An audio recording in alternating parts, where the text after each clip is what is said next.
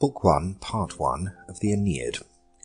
The Aeneid, by Publius Virgilius Maro, translated by John Dryden. Book 1, A Fateful Haven, Part 1. Arms, and the man I sing who, forced by fate and haughty Juno's unrelenting hate, expelled and exiled, left the Trojan shore. Long labours, both by sea and land, he bore, and in the doubtful war, before he won the Latian realm, and built the destined town, his banished gods restored to rights divine, and settled sure succession in his line, from whence the race of Alban fathers come, and the long glories of majestic Rome. O Muse, the causes and the crimes relate. What goddess was provoked, and whence her hate? For what offence the Queen of Heaven began to persecute so brave, so just a man? Involved his anxious life in endless cares, exposed to wants, and hurried into wars. Can heavenly minds such high resentment show, or exercise their spite in human woe? Against the Tiber's mouth, but far away, an ancient town was seated on the sea, a Tyrian colony, the people made stout for the war and studious of their trade. Carthage the name, beloved by Juno more than her own Argos or the Samian shore. Here stood her chariot, here, if heaven were kind, the seat of awful empire she designed. Yet she had heard an ancient rumour fly, long cited by the people of the sky, that times to come should see the Trojan race her Carthage ruin, and her towers deface. Nor, thus confined, the yoke of sovereign sway should on the necks of all the nations lay.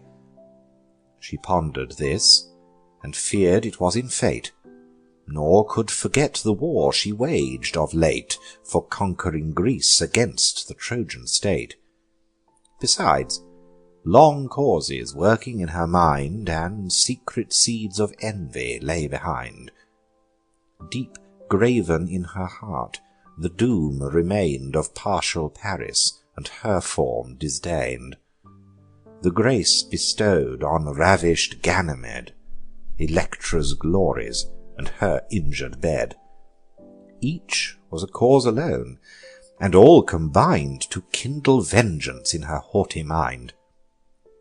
For this, far distant from the Latian coast, she drove the remnants of the Trojan host, and 7 long years the unhappy wandering train were tossed by storms and scattered through the main.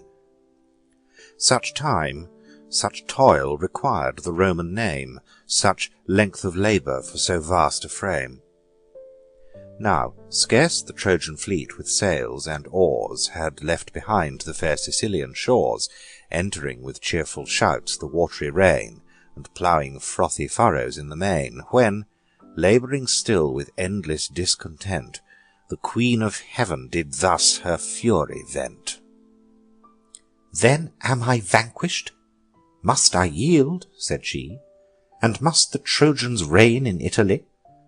So fate will have it, and Jove adds his force, nor can my power divert their happy course.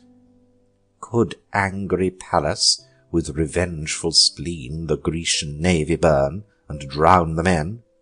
She, for the fault of one offending foe, the bolts of Jove himself presumed to throw. With whirlwinds from beneath she tossed the ship, and bare exposed the bosom of the deep. Then, as an eagle gripes the trembling game, the wretch, yet hissing with her father's flame, she strongly seized, and with a burning wound transfixed, and naked on a rock she bound.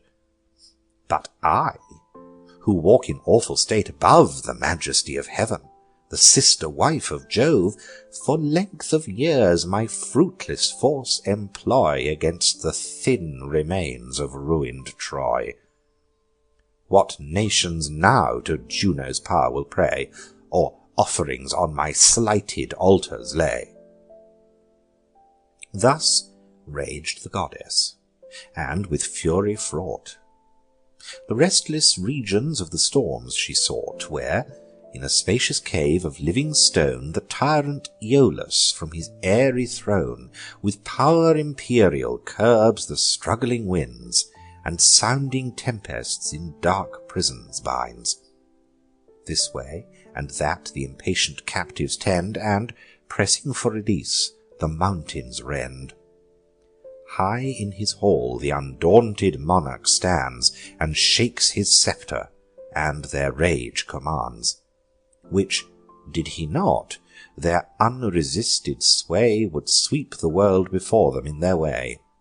Earth, air, and seas through empty space would roll, and heaven would fly before the driving soul. In fear of this, the father of the gods confined their fury to those dark abodes, and locked them safe within, oppressed with mountain loads, imposed a king with arbitrary sway to loose their fetters or their force allay, to whom the suppliant queen her prayers addressed, and thus the tenor of her suit expressed: "O Aeolus, for to thee the King of heaven the power of tempests and of winds has given. Thy force alone their fury can restrain, and smooth the waves, or swell the troubled main. A race of wandering slaves, abhorred by me, with prosperous passage cut the Tuscan sea, to fruitful Italy their course they steer, and for their vanquished gods design new temples there. Raise all thy winds, with night involve the skies, sink or disperse my fatal enemies. Twice 7 the charming daughters of the main around my person wait, and bear my train. Succeed my wish, and second my design, the fairest Deiopeia shall be thine, and make thee father of a happy line." To this the god: "'Tis yours, O queen, to will the work which duty binds me to fulfil. These airy kingdoms and this wide command are all the presents of your bounteous hand. Yours is my sovereign's grace, and, as your guest, I sit with gods at their celestial feast. Raise tempests at your pleasure, or subdue, dispose of empire, which I hold from you." He said, and hurled against the mountain's side his quivering spear, and all the god applied.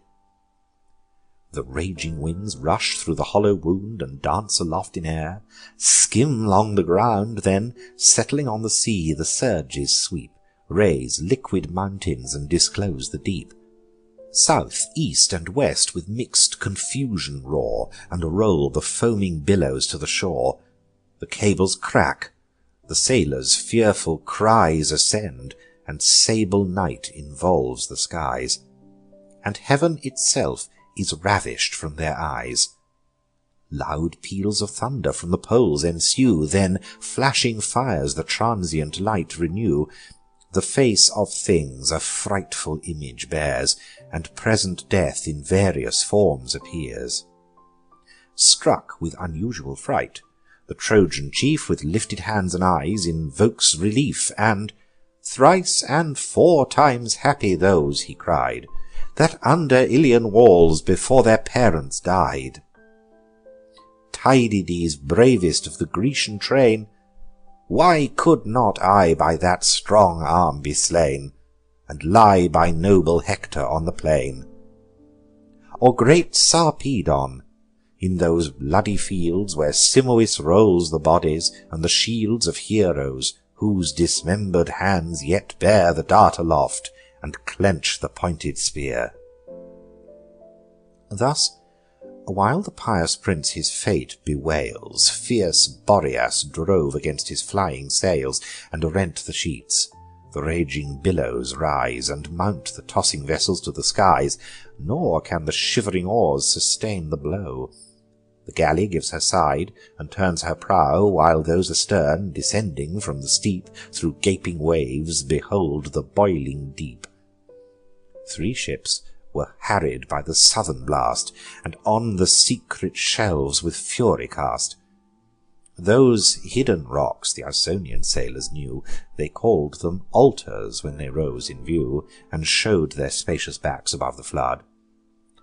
3 more, fierce Eurus in his angry mood dashed on the shallows of the moving sand, and in mid-ocean left them moored aland.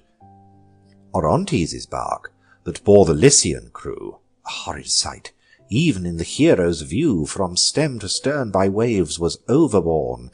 The trembling pilot from his rudder torn was headlong hurled, thrice round the ship was tossed, then bulged at once, and in the deep was lost.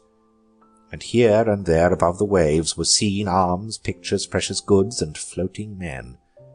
The stoutest vessel to the storm gave way, and sucked through loosened planks the rushing sea. Aeneas was her chief. Alethes old, Achates faithful, Abas young and bold, endured not less. Their ships, with gaping seams, admit the deluge of the briny streams. Meantime, imperial Neptune heard the sound of raging billows breaking on the ground. Displeased, and fearing for his watery reign, he reared his awful head above the main, serene in majesty, then rolled his eyes around the space of earth and seas and skies. He saw the Trojan fleet dispersed, distressed by stormy winds and wintry heaven oppressed. Full well the god his sister's envy knew, and what her aims and what her arts pursue. He summoned Eurus and the western blast, and first an angry glance on both he cast, then thus rebuked, "Audacious winds, from whence this bold attempt, this rebel insolence? Is it for you to ravage seas and land, unauthorized by my supreme command? To raise such mountains on the troubled main? Whom I, but first, is fit the billows to restrain, and then you shall be taught obedience to my reign. Hence, to your lord my royal mandate bear. The realms of ocean and the fields of air are mine, not his. By fatal lot to me the liquid empire fell, and trident of the sea.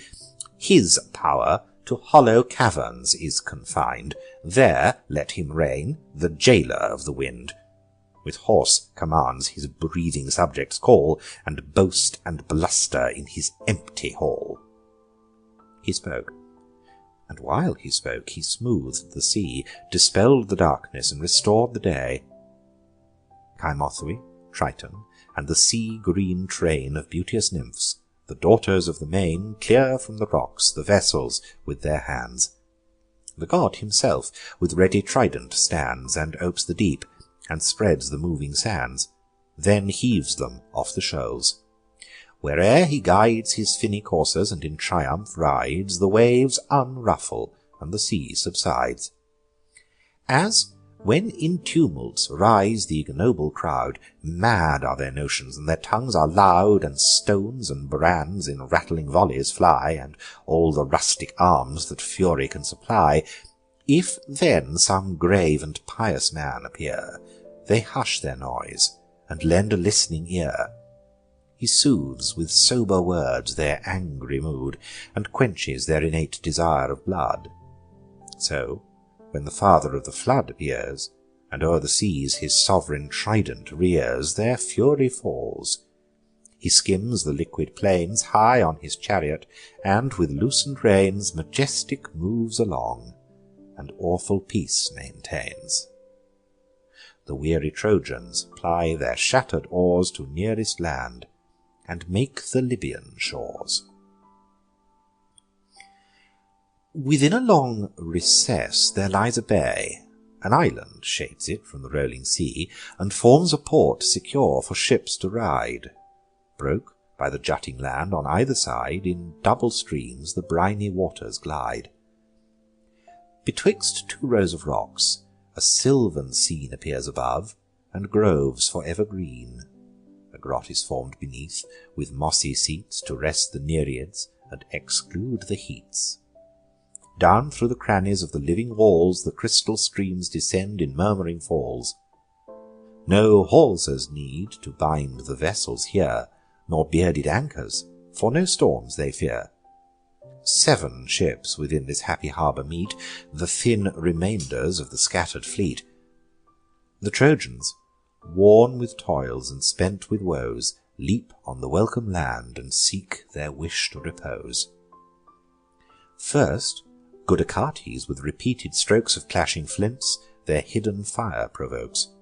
Short flame succeeds. A bed of withered leaves the dying sparkles in their fall receives. Caught into life in fiery fumes they rise, and, fed with stronger food, invade the skies. The Trojans, dropping wet, or stand round the cheerful blaze, or lie along the ground. Some dry their corn, infected with the brine, then grind with marbles and prepare to dine. Aeneas climbs the mountain's airy brow, and takes a prospect of the seas below. If Capys thence, or Antheus he could spy, or see the streamers of Caicus fly. No vessels were in view, but on the plain 3 beamy stags command a lordly train of branching heads. The more ignoble throng attend their stately steps, and slowly graze along. He stood, and while secure they fed below, he took the quiver and the trusty bow Achates used to bear. The leaders first he laid along, and then the vulgar pierced, nor ceased his arrows till the shady plain 7 mighty bodies with their blood distain. For the 7 ships he made an equal share, and to the port returned triumphant from the war. The jars of generous wine, Acestes' gift, when his Trinacrian shores the navy left, he set abroach, and for the feast prepared, in equal portions with the venison shared. Thus, while he dealt it round, the pious chief with cheerful words allayed the common grief. Endure and conquer. Jove will soon dispose to future good our past and present woes. With me the rocks of Scylla you have tried, the inhuman Cyclops in his den defied. What greater ills hereafter can you bear? Resume your courage, and dismiss your care. An hour will come, with pleasure to relate your sorrows past, as benefits of fate. Through various hazards and events we move to Latium, and the realms foredoomed by Jove. Called to the seat, the promise of the skies, where Trojan kingdoms once again may rise. Endure the hardships of your present state, live, and reserve yourselves for better fate. These words he spoke, but spoke not from his heart. His outward smiles concealed his inward smart. The jolly crew, unmindful of the past, the quarry share, their plenteous dinner haste. Some strip the skin, some portion out the spoil, the limbs, yet trembling in the cauldrons, boil. Some on the fire the reeking entrails broil.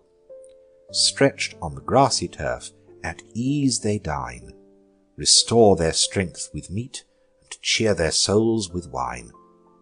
Their hunger thus appeased, their care attends the doubtful fortune of their absent friends.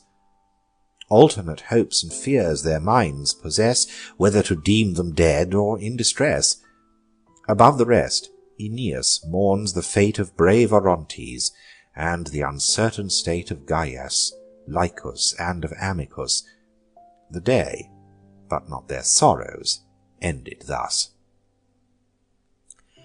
When, from aloft, almighty Jove surveys earth, air, and shores, and navigable seas, at length on Libyan realms he fixed his eyes, whom, pondering thus on human miseries, when Venus saw, she with a lowly look, not free from tears, her heavenly sire bespoke. O King of gods and men, whose awful hand disperses thunder on the seas and land, disposing all with absolute command, how could my pious son thy power incense? Or what, alas, is vanished Troy's offence? Our hope of Italy not only lost, on various seas by various tempests tossed, but shut from every shore, and barred from every coast. You promised once a progeny divine of Romans rising from the Trojan line, in after times should hold the world in awe, and to the land and ocean give the law. How is your doom reversed, which eased my care when Troy was ruined in that cruel war? Then fates to fates I could oppose, but now, when fortune still pursues her former blow, what can I hope? What worse can still succeed? What end of labours has your will decreed? Antenor from the midst of Grecian hosts could pass secure, and pierce the Illyrian coasts, where, rolling down the steep Timavus raves, and through 9 channels disembogues his waves. At length he founded Padua's happy seat, and gave his Trojans a secure retreat. There fixed their arms, and there renewed their name, and there in quiet rules and crowned with fame. But we, descended from your sacred line, entitled to your heaven and rights divine, are banished earth, and for the wrath of one removed from Latium and the promised throne. Are these our sceptres? These our due rewards? And is it thus that Jove his plighted faith regards? To whom the father of the immortal race, smiling with that serene, indulgent face with which he drives the clouds and clears the skies, first gave a holy kiss, then thus replies, Daughter, dismiss thy fears. To thy desire the fates of thine are fixed, and stand entire. Thou shalt behold thy wished Lavinian walls, and, ripe for heaven, when fate Aeneas calls, then shalt thou bear him up sublime to me. No counsels have reversed my firm decree. And, lest new fears disturb thy happy state, know, I have searched the mystic rolls of fate. Thy son, nor is the appointed season far, in Italy shall wage successful war, shall tame fierce nations in the bloody field, and sovereign laws impose, and cities build, till, after every foe subdued, the sun thrice through the signs his annual race shall run. This is his time prefixed. Ascanius then, now called Iulus, shall begin his reign. He 30 rolling years the crown shall wear, then from Lavinium shall the seat transfer, and, with hard labour, Alba Longa build. The throne, with his succession, shall be filled 300 circuits more. Then shall be seen Ilia the fair, a priestess and a queen, who, full of Mars in time, with kindly throes, shall at a birth 2 goodly boys disclose. The royal babes a tawny wolf shall drain. Then Romulus his grandsire's throne shall gain. Of martial towers the founder shall become. The people Romans call, the city Rome. To them no bounds of empire I assign, nor term of years to their immortal line. Even haughty Juno, who with endless broils earth, seas, and heaven, and Jove himself turmoils, at length atoned, her friendly power shall join to cherish and advance the Trojan line. The subject world shall Rome's dominion own, and prostrate shall adore the nation of the gown. An age is ripening in revolving fate, when Troy shall overturn the Grecian state, and sweet revenge her conquering sons shall call, to crush the people that conspired her fall. Then Caesar from the Julian stock shall rise, whose empire ocean, and whose fame the skies alone shall bound, whom, fraught with eastern spoils, our heaven, the just reward of human toils, securely shall repay with rites divine, and incense shall ascend before his sacred shrine. Then dire debate and impious war shall cease, and the stern age be softened into peace. Then banished faith shall once again return, and vestal fires in hallowed temples burn, and Remus with Quirinus shall sustain the righteous laws, and fraud and force restrain. Janus himself before his fane shall wait, and keep the dreadful issues of his gate with bolts and iron bars. Within remains imprisoned Fury, bound in brazen chains. High on a trophy raised of useless arms he sits, and threats the world with vain alarms. He said, and sent Calenius with command to free the ports and ope the Punic land to Trojan guests, lest, ignorant of fate, the queen might force them from her town and state. Down from the steep of heaven Calenius flies, and cleaves with all his wings the yielding skies. Soon on the Libyan shore descends the god, performs his message, and displays his rod.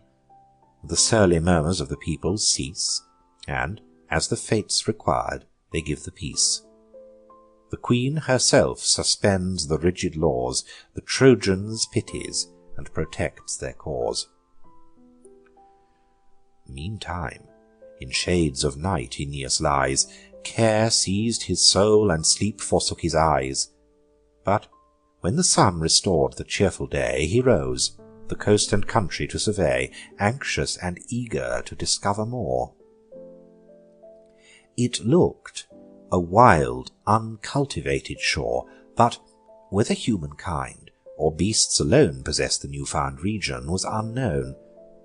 Beneath a ledge of rocks his fleet he hides, tall trees surround the mountain's shady sides, the bending brow above a safe retreat provides. Armed with 2 pointed darts, he leaves his friends, and true Achates on his steps attends. Lo, in the deep recesses of the wood before his eyes his goddess mother stood, a huntress in her habit and her mien, her dress a maid, her air confessed a queen. Bare were her knees, and knots her garments bind, loose was her hair, and wantoned in the wind. Her hand sustained a bow, her quiver hung behind. She seemed a virgin of the Spartan blood.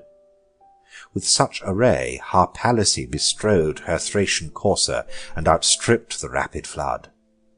"Ho, strangers, have you lately seen," she said, "one of my sisters, like myself arrayed, who crossed the lawn or in the forest strayed? A painted quiver at her back she bore, varied with spots. A lynx's hide she wore, and at full cry pursued the tusky boar." End of Book 1, Part 1. The Aeneid by Publius Virgilius Maro. Translated by John Dryden. Book 1. A Fateful Haven. Part 2. Thus Venus.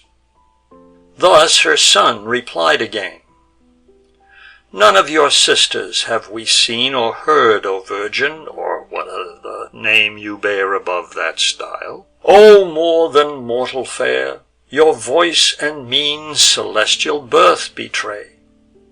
If, as you seem, the daughter of the day, or one at least of chaste Diana's train, let not an humble suppliant sue in vain, but tell a stranger, long in tempest tossed, what earth we tread, and who commands the coast. Then on your name shall wretched mortals call, and offered victims at your altars fall." "I dare not," she replied, "assume the name of goddess, or celestial honors claim. For Tyrian virgins bows and quivers bear, and purple buskins o'er their ankles wear.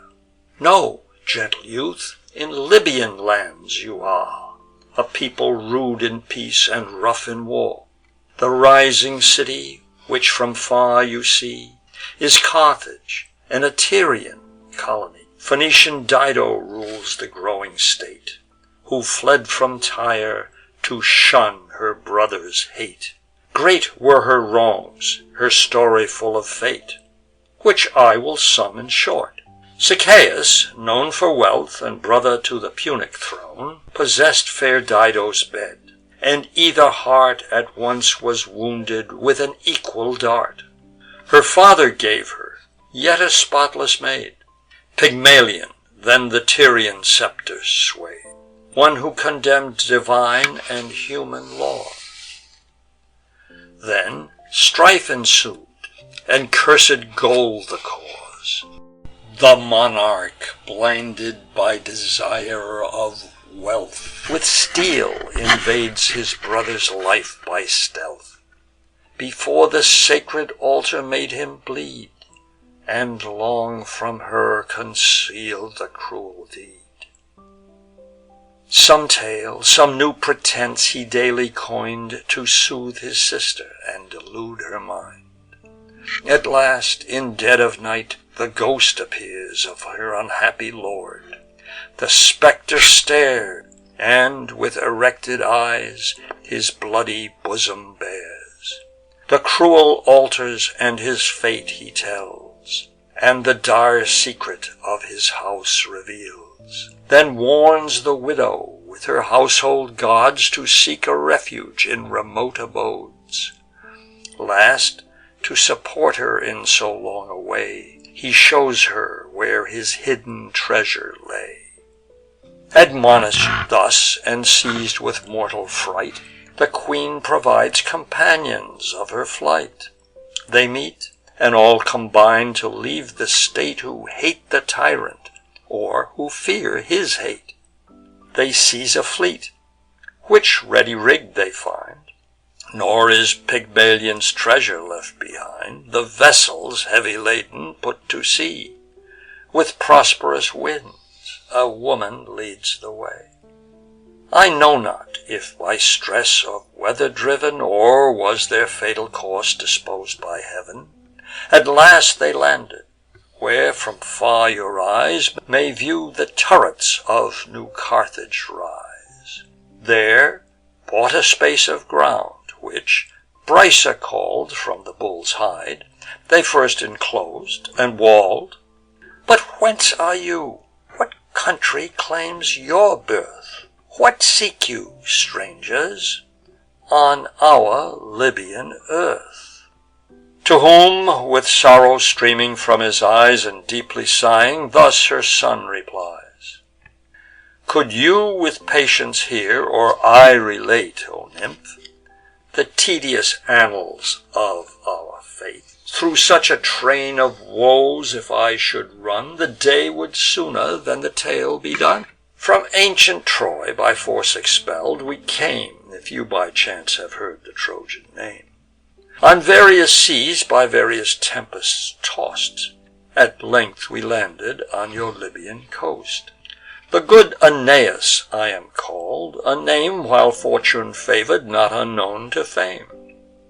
My household gods, companions of my woes, with pious care I rescued from our foes. To fruitful Italy my course was bent, and from the King of Heaven is my descent.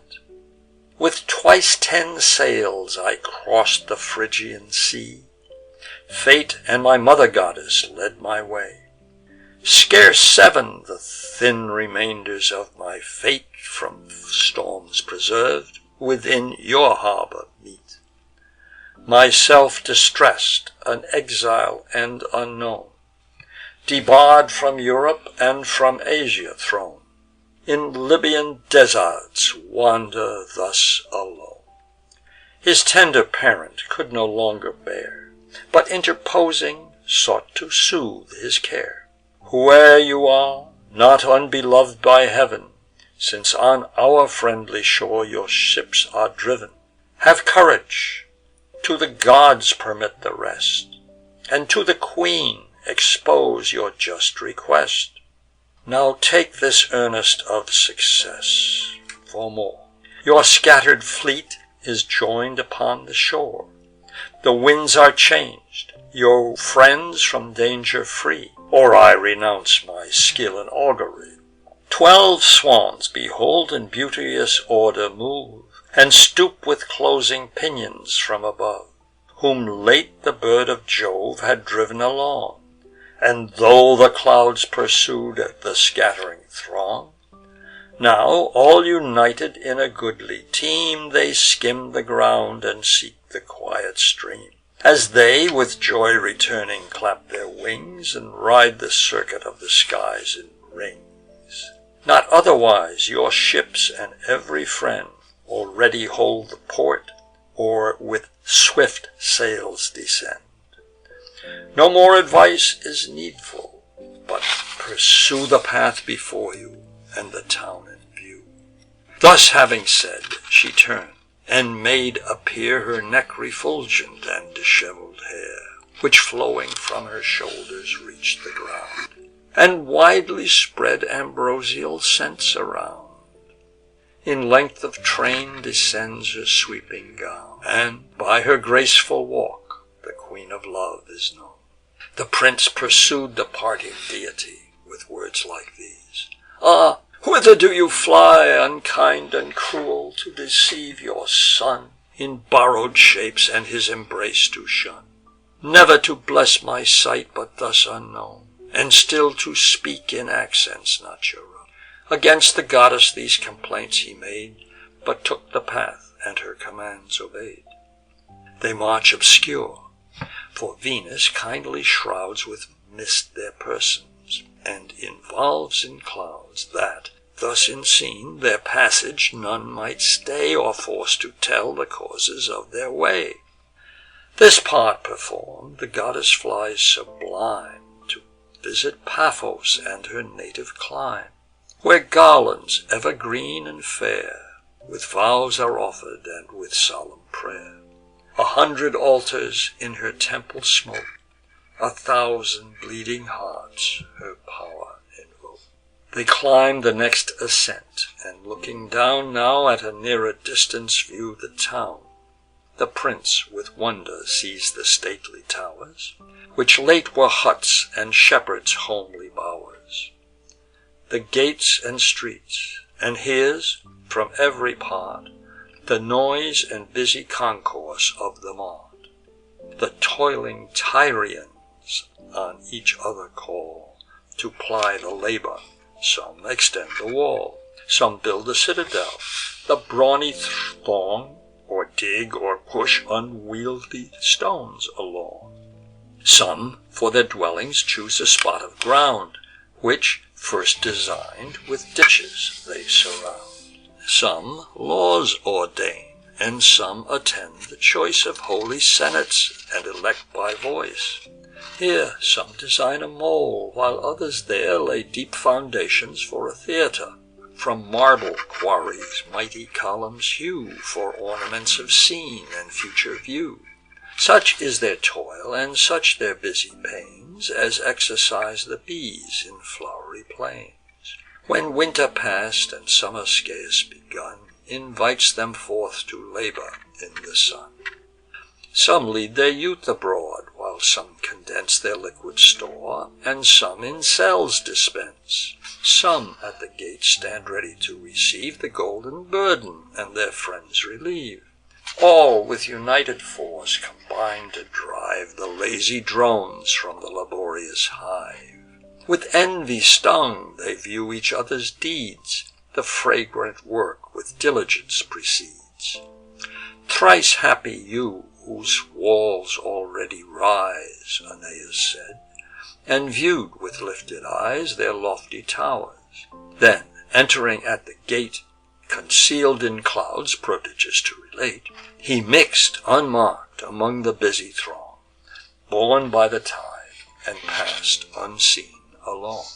Full in the centre of the town there stood, thick set with trees, a venerable wood.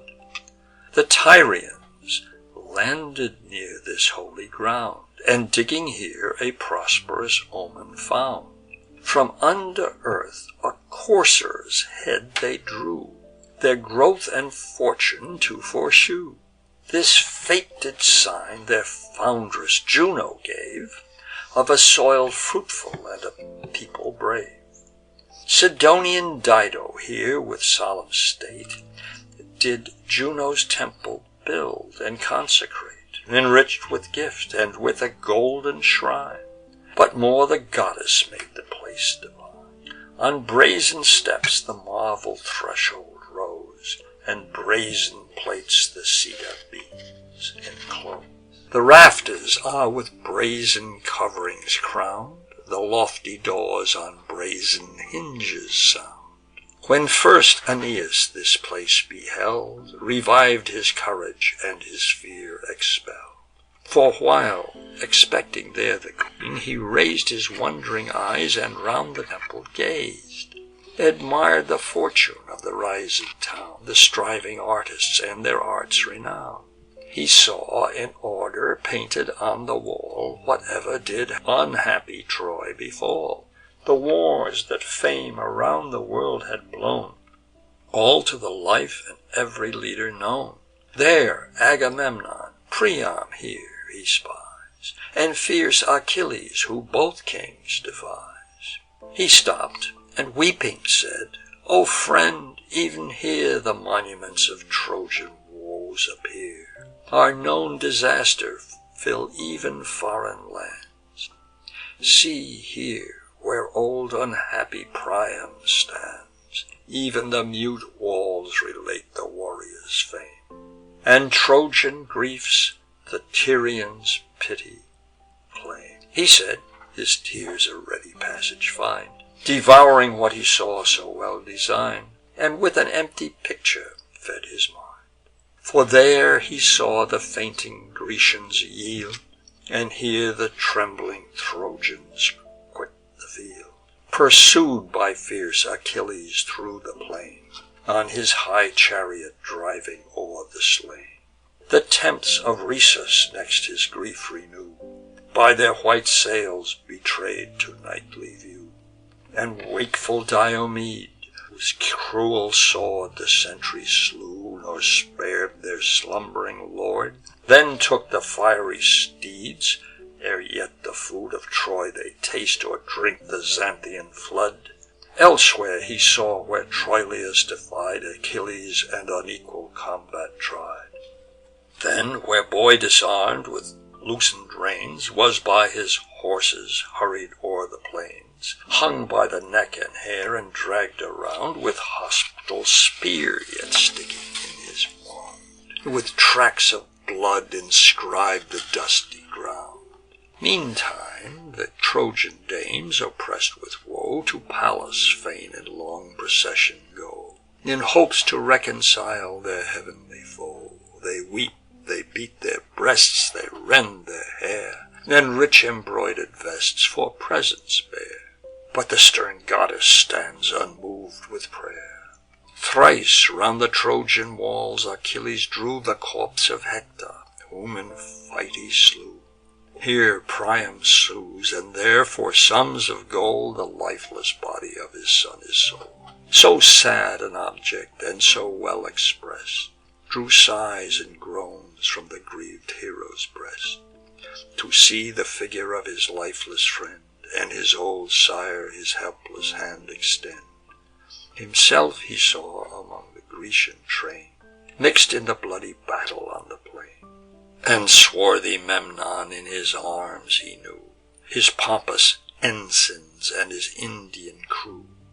Penthesilea there with haughty grace leads to the wars an Amazonian race. In their right hands a pointed dart they wield, the left forward sustains the lunar shield. Athwart her breast a golden belt she throws, amid the press alone provokes 1,000 foes. Dares her maiden arms to manly force oppose. Thus, while the Trojan prince employs his eyes fixed on the walls with wonder and surprise, the beauteous Dido with a numerous train and pomp of gods descends the sacred fane. Such on Eurota's banks or Cynthus' height Diana seems, and so she charms the sight. When in the dance the graceful goddess leads the choir of nymphs, and o'ertops their heads. Known by her quiver and her lofty mien, she walks majestic, and she looks their queen. Latona sees her shine above the rest, and feeds with secret joy her silent breast. Such Dido was. With such becoming state amidst the crowd, she walks serenely great. Their labor to her future sway she speeds, and passing with a gracious glance proceeds. Then mounts the throne, high placed before the shrine. In crowds around the swarming people join. She takes petitions and dispenses laws, hears and determines every private cause. Their tasks in equal portions she divides, and where unequal, there by lot decides. Another way, by chance, Aeneas bends his eyes, and unexpected sees his friend, Antheus, Sergestus grave, Cloanthus strong, and at their backs a mighty Trojan throng, whom late the tempest on the billows tossed, and widely scattered on another coast. The prince, unseen, surprised, with wonder stands, and longs with joyful haste to join their hands. But, doubtful of the wished event, he stays, and from the hollow cloud his friends survey. Impatient till they told their present state, and where they left their ships, and what their fate, why they came, and what was their request. For these were sent, commissioned by the rest, to sue for leave to land the sickly men, and gain admission to the gracious queen. Entering, with cries they filled the holy fane, and thus with lowly voice Ilioneus began. O queen, indulged by favor of the gods to found an empire in these new abodes, to build a town with statutes to restrain the wild inhabitants beneath thy reign, we, wretched Trojans, tossed on every shore from sea to sea, thy clemency implore. Forbid the fires our shipping to deface, receive th' unhappy fugitives to grace, and spare the remnant of a pious race. We come not with design of wasteful prey, to drive the country, force the swains away, nor such our strength, nor such is our desire. The vanquished dare not to such thoughts aspire. A land there is, Hesperia named of old, the soil is fruitful, and the men are bold. Though Natrians held it once by common fame, now called Italia from the leader's name. To that sweet region was our voyage bent, when winds and every warring element disturbed our course, and far from sight of land cast our torn vessels on the moving sand. The sea came on, the south with mighty roar dispersed and dashed the rest upon the rocky shore. These few you see escaped the storm, and fear, unless you interpose, a shipwreck here. What men, what monsters, what inhuman race, what laws, what barbarous customs of the place, shot up in a desert's shore to drowning men, and drive us to the cruel seas again? If our hard fortune no compassion draws, nor hospitable rights, nor human laws, the gods are just, and will revenge our cause. Aeneas was our prince. A juster lord or nobler warrior never drew a sword. Observant of the right, religious of his word, if yet he lives and draws this vital air, nor we, his friends, of safety shall despair. Nor you, great queen, these offices repent, which he will equal and perhaps augment. We want not cities, nor Sicilian coasts, where King Acestes' Trojan lineage boasts. Permit our ships a shelter on your shores, refitted from your woods with planks and oars, that, if our prince be safe, we may renew our destined course, and Italy pursue. But if, O best of men, the fates ordain that you art swallowed in the Libyan main, and if our young Iulius be no more, dismiss our navy from your friendly shore, that we to good Acestes may return, and with our friends our common losses mourn. Thus spoke Ilioneus. The Trojan crew with cries and clamours his request renew. The modest queen awhile with downcast eyes pondered the speech, then briefly thus replied: "Trojans, dismiss your fears. My cruel fate, and doubts attending an unsettled state, force me to guard my coast from foreign foes. Who has not heard the story of your woes, the name and fortune of your native place, the fame and valor of the Phrygian race? We Tyrians are not so devoid of sense, nor so remote from Phoebus' influence. Whether to Latian shores your course is bent, or driven by tempests from your first intent, you seek the good Acestes' government. Your men shall be received, your fleet repaired, and sail with ships to convoy for your god? Or would you stay and join your friendly powers to raise and to defend Tyrian towers?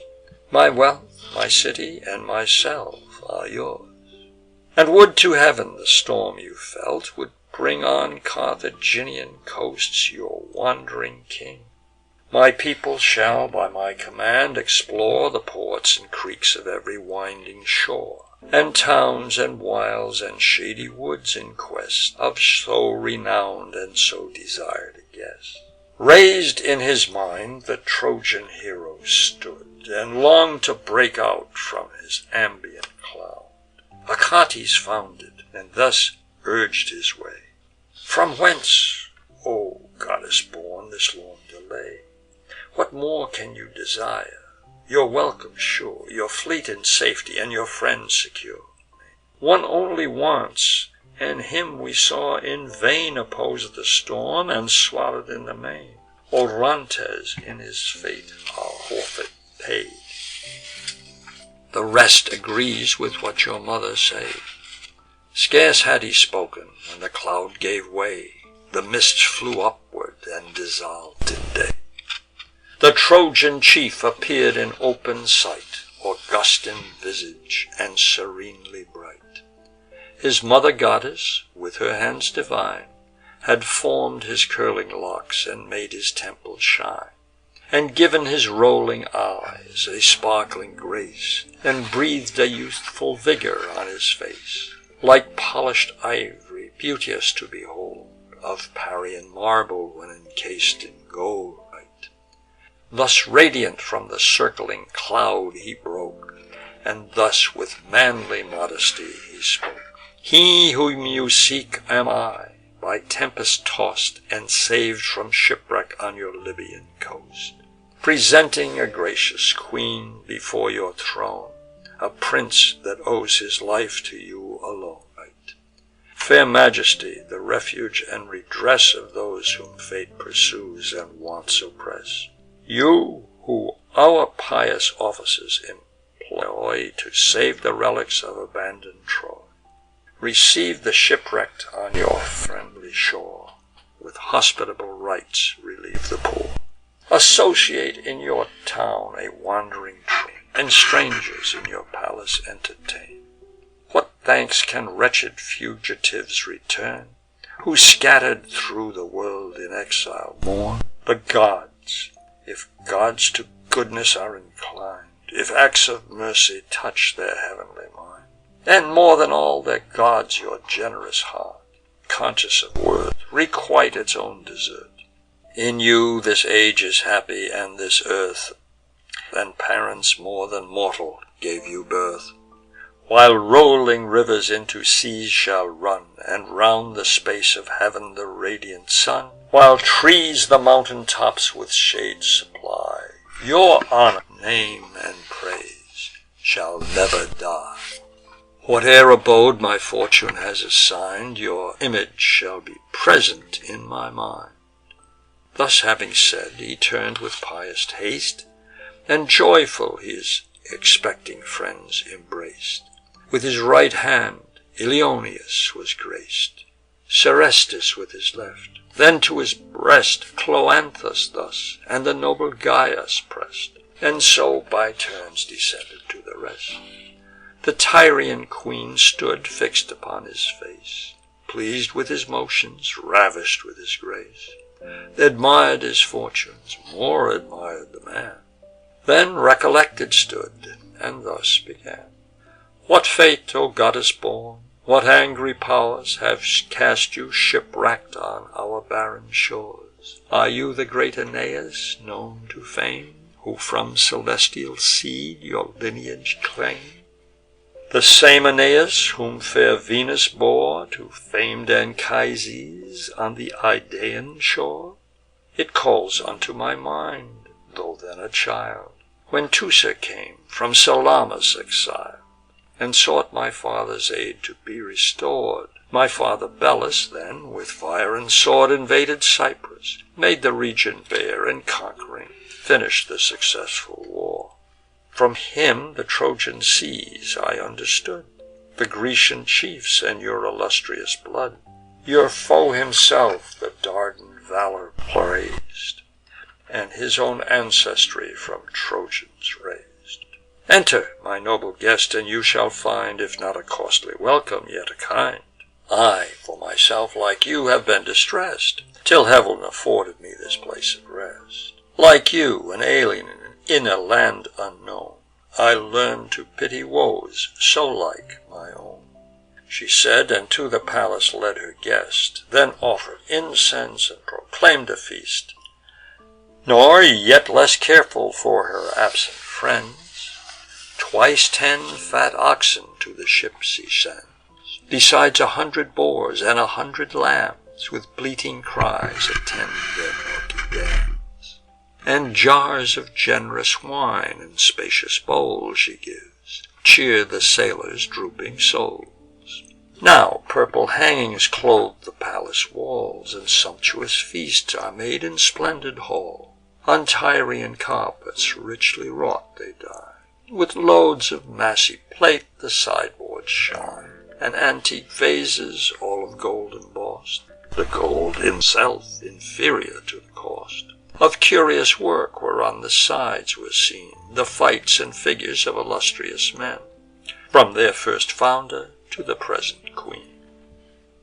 The good Aeneas' paternal care Iulius' absence could no longer bear, dispatched Achates to the ships in haste, to give a glad relation of the past, and, fraught with precious gifts, to bring the boy, snatched from the ruins of unhappy Troy, a robe of tissue stiff with golden wire, and up a vest once Helen's rich attire, from Argos by the famed adulteress brought, with golden flowers and winding foliage wrought. Her mother Leda's present when she came to ruin Troy and set the world on flame. The scepter Priam's eldest daughter bore, her orient necklace and the crown she wore. Of double texture, glorious to behold, one order set with gems and one with gold. Instructed this, the wise Achates goes, and in his diligence his duty showed.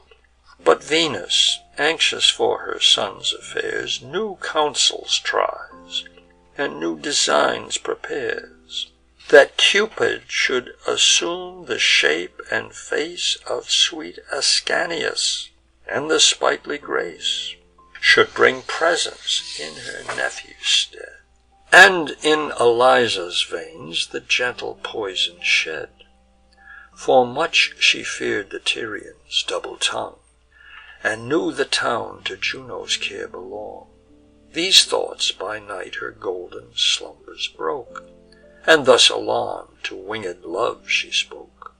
My son, my strength, whose mighty power alone controls the thunderer on his awful throne, to thee thy much afflicted mother flies, and on thy succor and thy faith relies.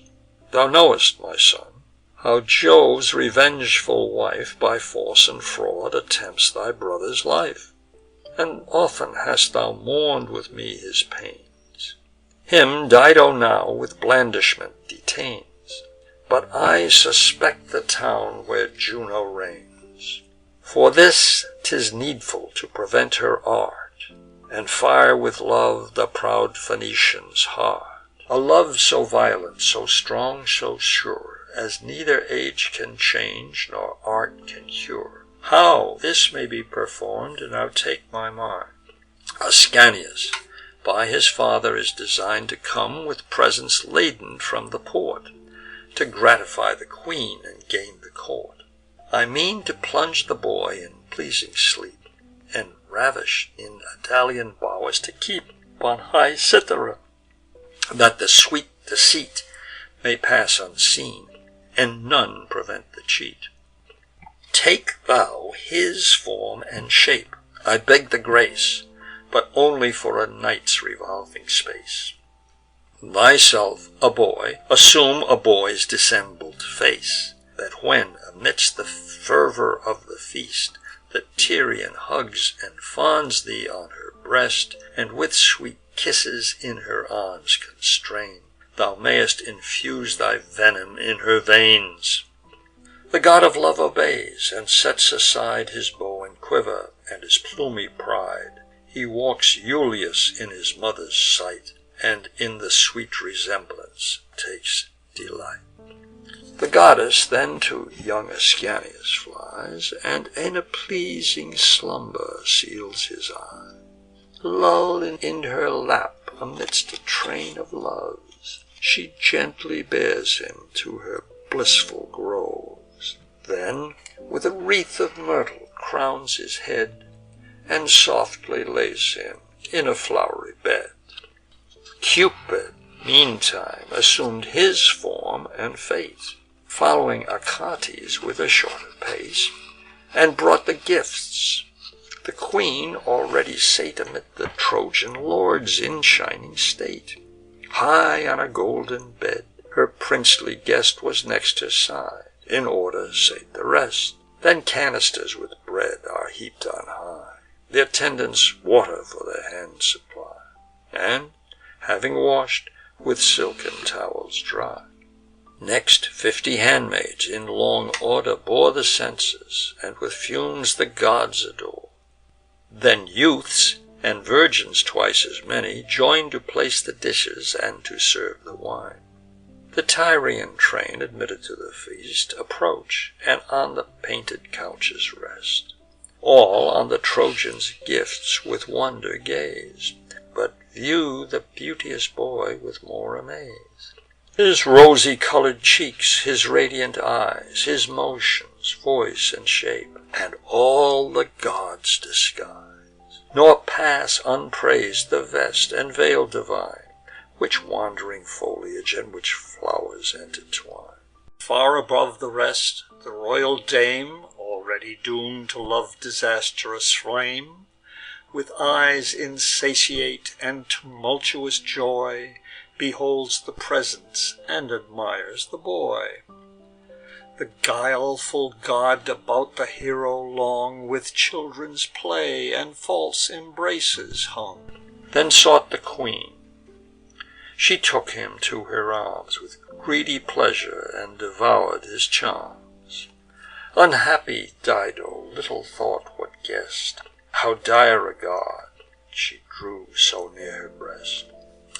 But he, not mindless of his mother's prayer, works in the pliant bosom of the fair, and moulds her heart anew, and blots her former care, and dead is to the living love resigned, and all Aeneas enters in her mind. Now, when the rage of hunger was appeased, the meat removed, and every guest was pleased, the golden bowls with sparkling wine are crowned, and through the palace cheerful cries resound. From gilded roofs depending lamps display nocturnal beams that emulate the day. A golden bowl that shone with gems divine the queen commanded to be crowned with wine. That bowl that Belus used in all the Tyrian line. Then silence through the hall proclaimed, she spoke. O hospitable Jove, we thus invoke with solemn rites thy sacred name and power. Bless to both nations this auspicious hour. So may the Trojan and the Tyrian line in lasting concord from this day combine. Thou, Bacchus, god of joys and friendly cheer, and gracious Juno, both be present here, And you, my lords of Tyre, your vows address to heaven with mine to ratify the peace. The goblet then she took, with nectar crowned, sprinkling the first libations on the ground, and raised it to her mouth with sober grace. Then sipping, offered to the next to place. 'Twas Bitias whom she called, a thirsty soul. He took the challenge and embraced the bowl. With pleasure swilled the gold, nor ceased to draw, till he the bottom of the brimmer saw. The goblet goes around. Iopus brought his golden lyre, and sung what ancient Atlas taught. The various labours of the wandering moon, and whence proceeds the eclipses of the sun. The original of man and beast, and whence the rain arise, and fires their warmth dispense. And fixed and erring stars dispose their influence. What shakes the earth? What cause delays the summer night, and shortens winter days? With peals of shouts the Tyrians praise the song. Those peals are echoed by the Trojan throng. The unhappy queen with talk prolonged the night, and drank large draughts of love with vast delight. Of Priam much inquired, of Hector more, then asked what arms the swarthy Menon wore, what troops he landed on the Trojan shore. The steeds of Diomed varied the discourse, and fierce Achilles with his matchless force. At length, as fate and her ill stars required, to hear the series of the war desired, relate at large, my godlike guest, she said, the Grecian stratagems the town betrayed, the fatal issue of so long a war.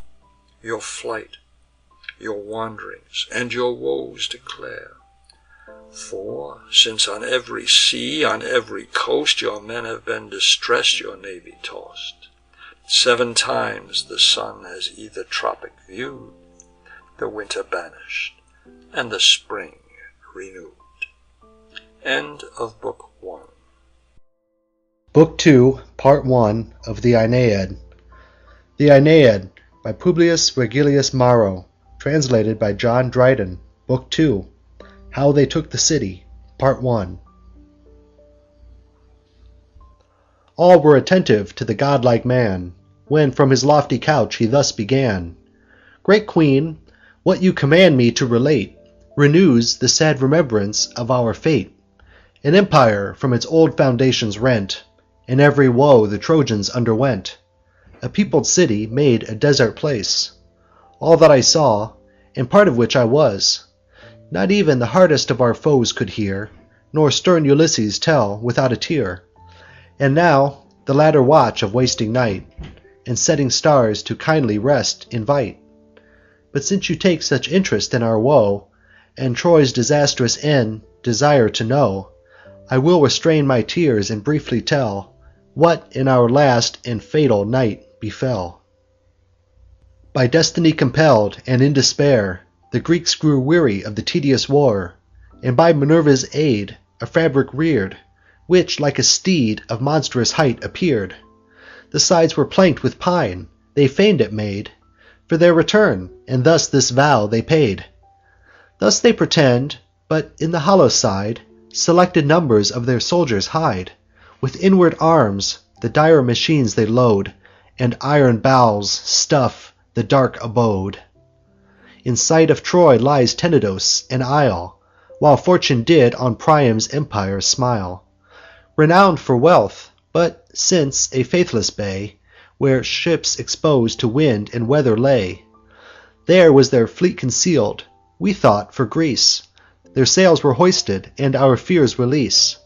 The Trojans, coop'd within their walls so long, unbar their gates and issue in a throng, like swarming bees, and with delight survey the camp deserted where the Grecians lay. The quarters of the several chiefs they showed.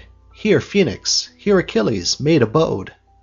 Here join'd the battles, here the navy rode.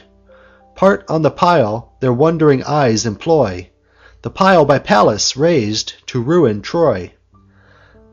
Thymoetes first, 'tis as doubtful whether hir'd, or so the Trojan destiny required, moved that the ramparts might be broken down, to lodge the monster fabric in the town. But Capys and the rest of sounder mind the fatal present to the flames designed, or to the watery deep, at least to bore the hollow sides, and hidden frauds explore. The giddy vulgar, as their fancies guide, with noise say nothing, and in parts divide. Laocoon, followed by a numerous crowd, ran from the fort and cried from afar aloud, "O wretched countrymen, what fury reigns? What more than madness has possessed your brains? Think you the Grecians from your coasts are gone? And are Ulysses' arts no better known? This hollow fabric either must enclose within its blind recesses our secret foes, or 'tis an engine raised above the town, to o'erlook the walls, and then to batter down. Somewhat is sure designed, by fraud or force. Trust not their presence, nor admit the horse." Thus having said, against the steed he threw his forceful spear, which, hissing as flew, pierced through the yielding planks of jointed wood, and trembling in the hollow body stood. The sides transpierced returned a rattling sound, and groans of Greeks enclosed come issuing through the wound. And had not heav'n the fall of Troy designed, or had not men been fated to be blind, enough was said and done to inspire a better mind. Then had our lances pierced the treach'rous wood, and Ilian towers and Priam's empire stood. Meantime with shouts the Trojan shepherds bring a captive Greek in bands before the king, taken to take, who made himself their prey, to impose on their belief, and Troy betray. Fixed on his arm, and obstinately bent to die undaunted, or to circumvent. About the captive tides of Trojans flow, all press to see, and some insult the foe. Now hear how well the Greeks their wiles disguised. Behold a nation in a man comprised. Trembling, the miscreant stood, unarmed and bound. He star'd and roll'd his haggard eyes around, then said, "Alas, what earth remains? What sea is open to receive unhappy me? What fate a wretched fugitive attends, scorn'd by my foes, abandoned by my friends?" He said, and sighed, and cast a rueful eye. Our pity kindles, and our passions die. We cheer youth to make his own defence, and freely tell us what he was, and whence. What news he could impart we long to know, and what to credit from a captive foe. His fear at length dismissed, he said, "Whate'er my fate ordains, my words shall be sincere. I neither can nor dare my birth disclaim. Greece is my country, Sinon is my name. Though plunged by fortune's power in misery, 'tis not in fortune's power to make me lie.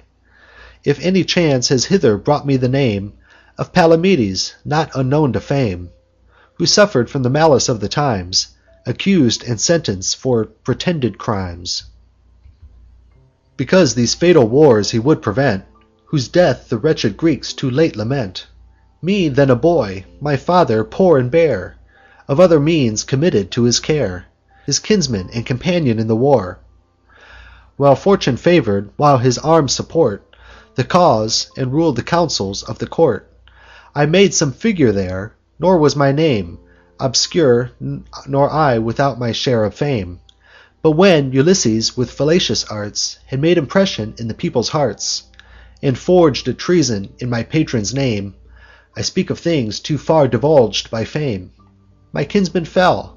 Then I, without support, in private mourned his loss, and left the court.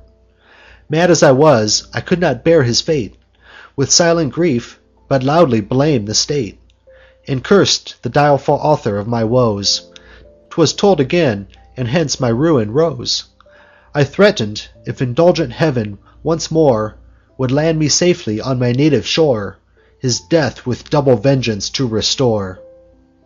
This moved the murderer's hate, and thus ensued the effects of malice from a man so proud. Ambiguous rumours through the camp he spread, and sought by treason my devoted head. New crimes invented, left unturned no stone, to make my guilt appear, and hide his own, till Calchas was by force and threat'ning wrought, But why dwell I on that anxious thought? If on my nation just revenge you seek, and it is to appear a foe, to appear a Greek, already you my name and country know. Assuage your thirst of blood, and strike the blow. My death will both the kingly brothers please, and set insatiate Ithacus at ease. This fair unfinished tale, these broken starts, raised expectations in our longing hearts, unknowing as we were in Grecian arts. His former trembling once again renew'd, with acted fear the villain thus pursued.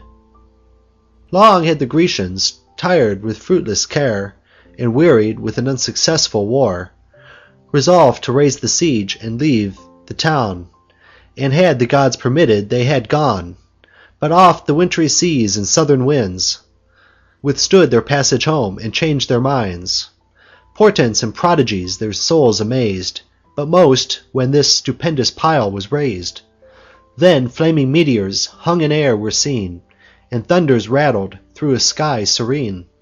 Dismay'd and fearful of some dire event, Eurypylus to enquire their fate was sent.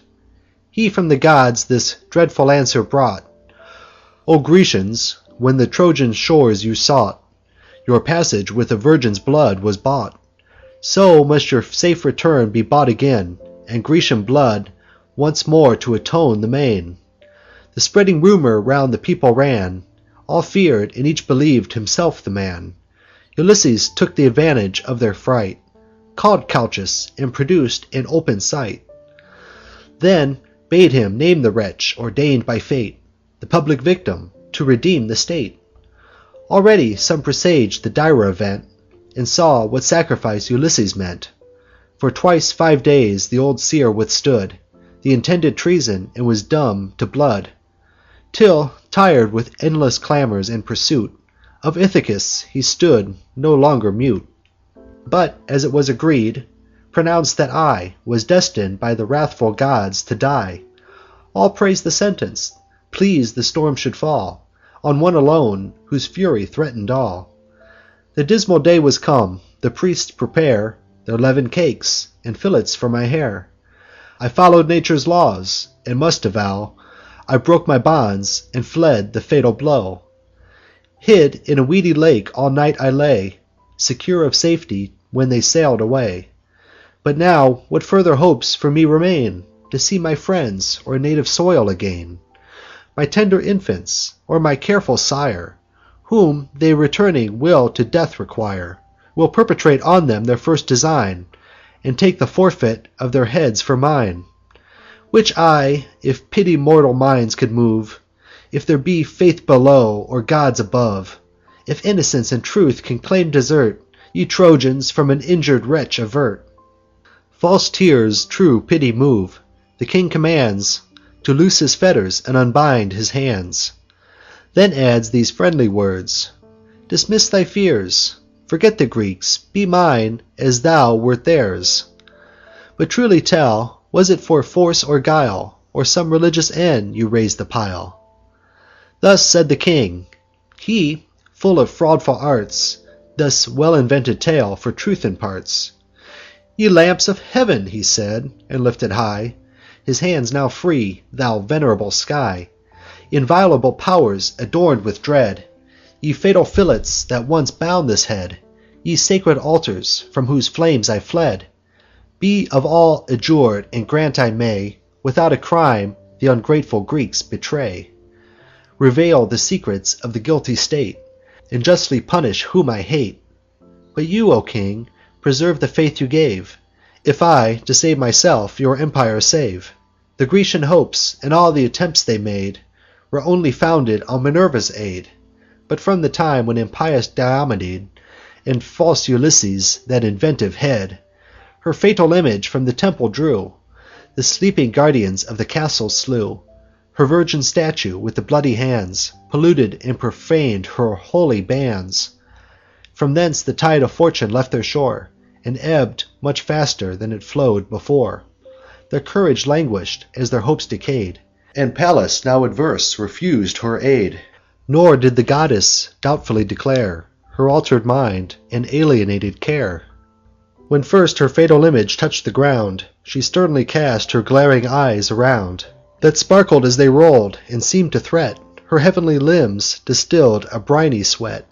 Thrice from the ground she leapt, and was seen to wield her brandish'd lance, and shake her horrid shield. Then Calchas bade our host for flight, and hope no conquest from the tedious war.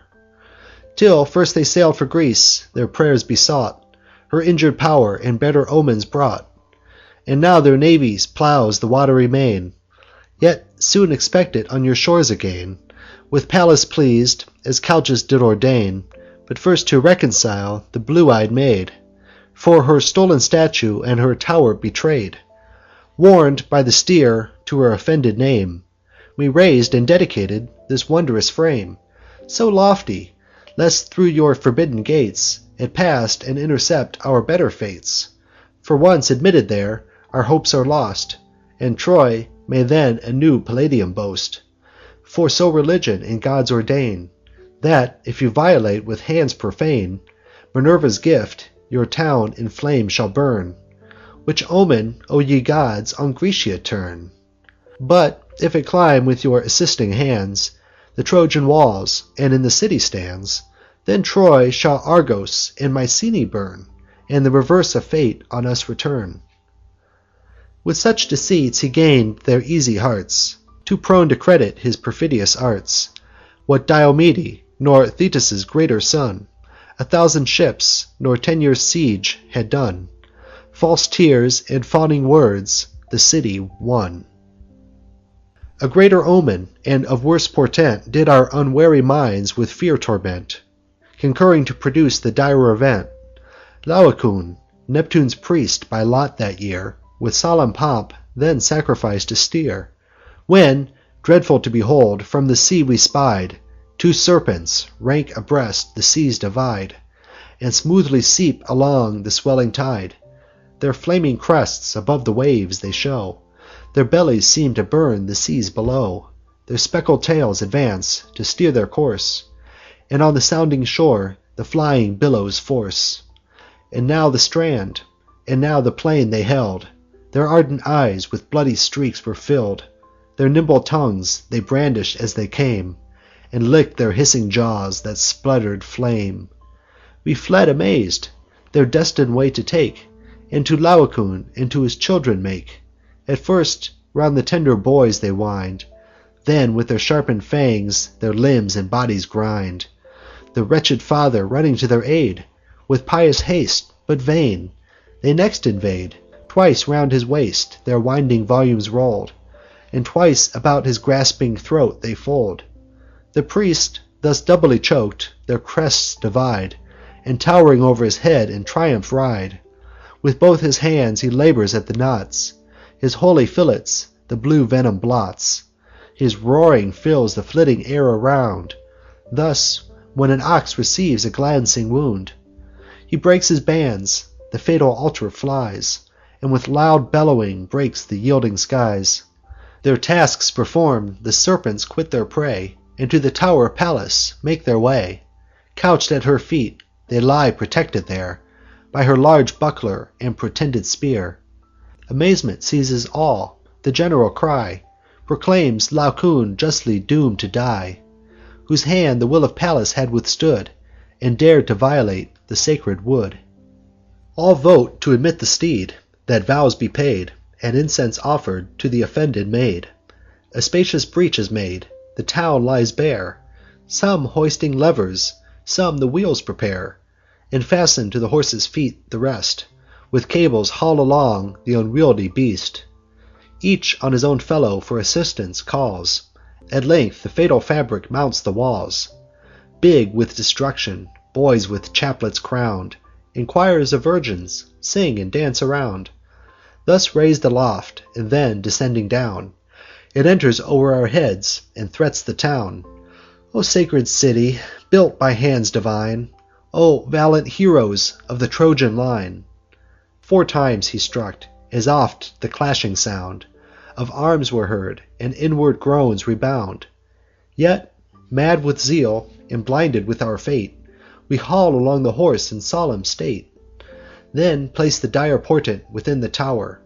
Cassandra cried, and cursed the unhappy hour. Foretold our fate, but by the gods' decree all heard, but none believed the prophecy. With branches we the fanes adorn and waste, in joviality the day ordained to be the last. Meantime the rapid heavens rolled down the light, and on the shaded ocean rushed the night. Our men secure, nor guards nor sentries held, but easy sleep their weary limbs compelled. The Grecians had embarked their naval powers from Tenedos, and sought our well-known shores. Safe under covert of the silent night, and guided by the imperial galley's light, when Sinon, favoured by the partial gods, unlocked the horse, and Opt his dark abodes, restored to the vital air our hidden foes, who joyful from their long confinement rose, Tysander bold, and Sthenelus their guide, and dire Ulysses down the cable slide. Then Thoas, Athamas, and Pyrrhus haste, nor was the Podalirian hero last, nor injured Menelaus, nor the famed Epeus, who the fatal engine framed. A nameless crowd succeed, their forces joined, to invade the town, oppressed with sleep and wine. Those few they find awake first meet their fate, then to their fellows they unbar their gate. 'Twas in the dead of the night, when sleep repairs our bodies worn with toils, our minds with cares, when Hector's ghost before my sight appears.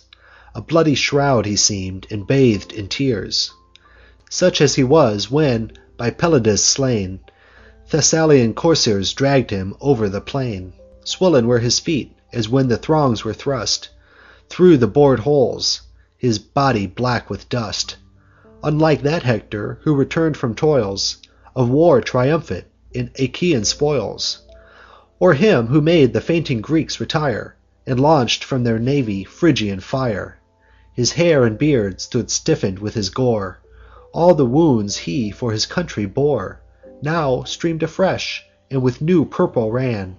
I wept to see the visionary man, and while my trance continued, thus began: O light of Trojans, and support of Troy, thy father's champion, and thy country's joy!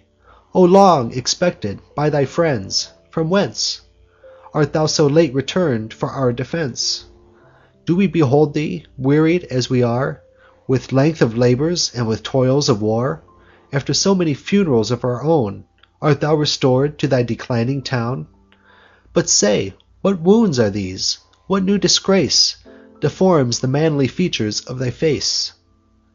To this the spectre no reply did frame, but answered to the cause for which he came, and groaning from the bottom of his breast, this warning in these mournful words expressed: O goddess born, escape by timely flight the flames and horrors of this fatal night.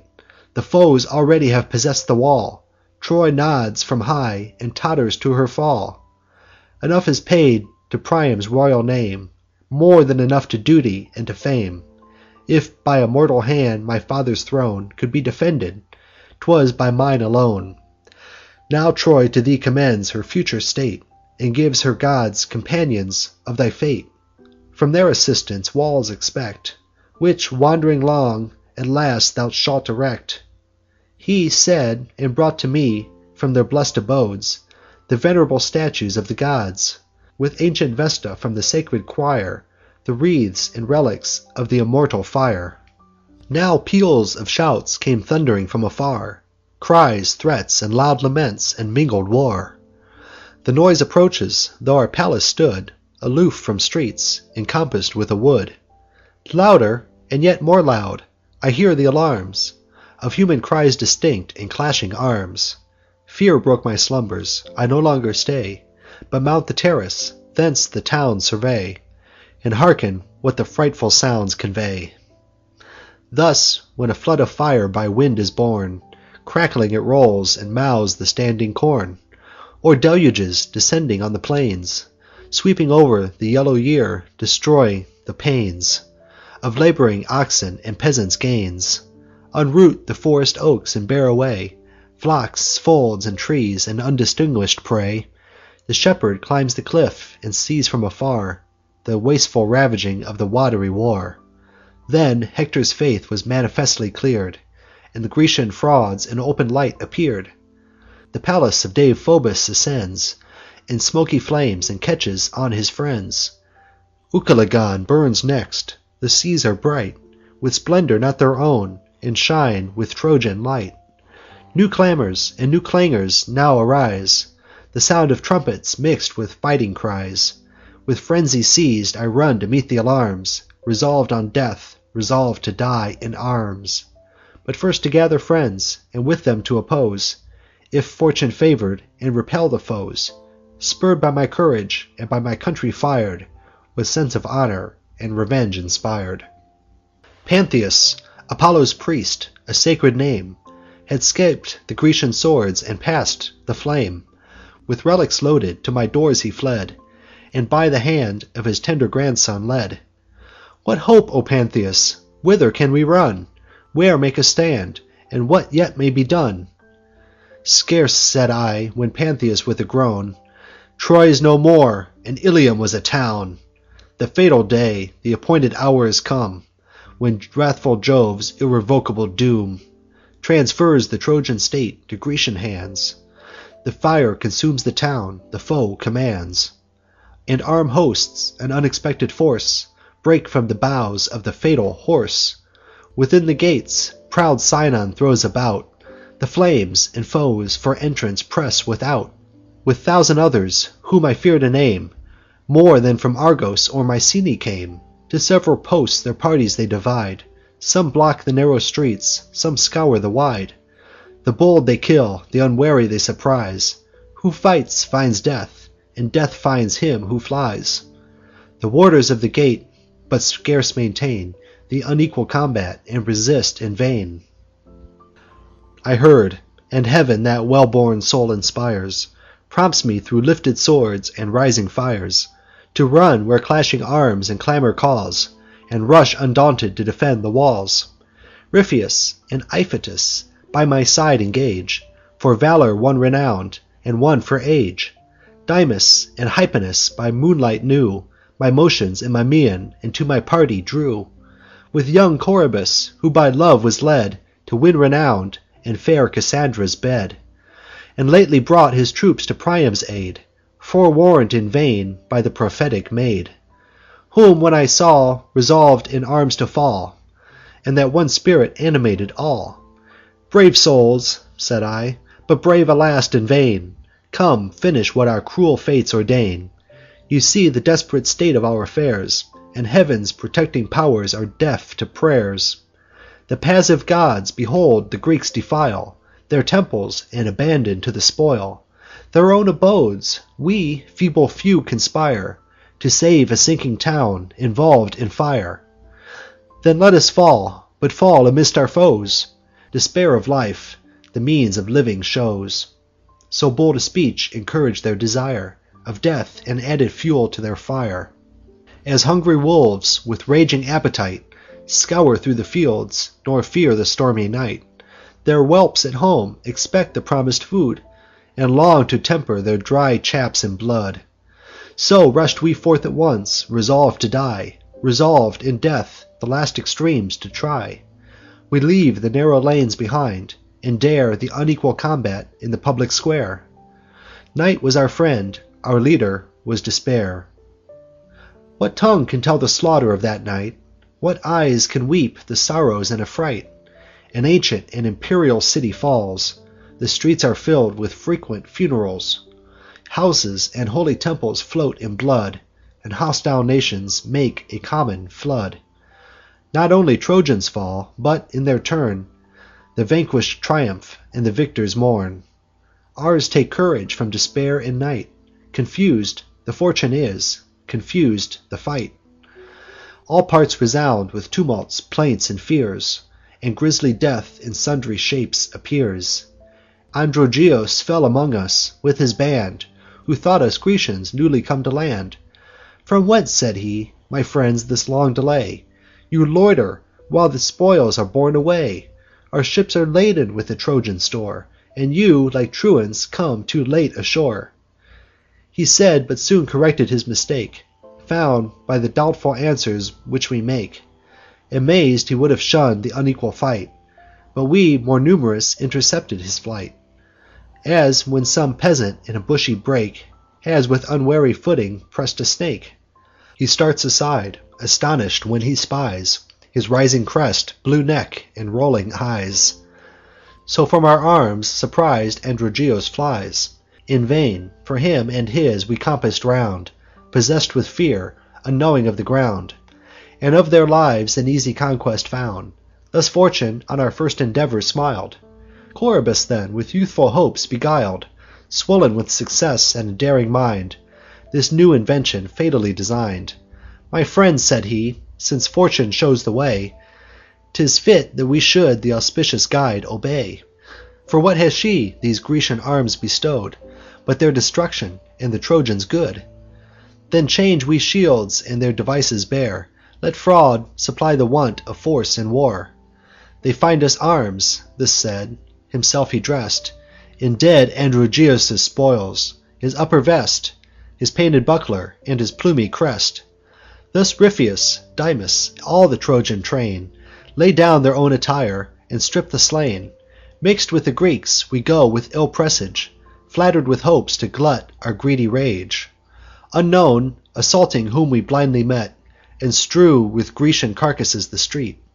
Thus, while their straggling parties we defeat, some to the shore and safer ships retreat, and some, oppressed with more ignoble fear, remount the hollow horse, and pant in secret there. But ah! what use of valour can be made, when heaven's propitious powers refuse their aid? Behold the royal prophetess, the fair Cassandra, dragged by her dishevelled hair, whom not Minerva's shrine, nor sacred bands, in safety could protect from sacrilegious hands. On heaven she cast her eyes, she sighed, she cried, 'twas all she could, her tender arms were tied. So sad a sight Coroebus could not bear, but fired with rage, distracted with despair. Amid the barbarous ravagers he flew, our leader's rash example we pursue.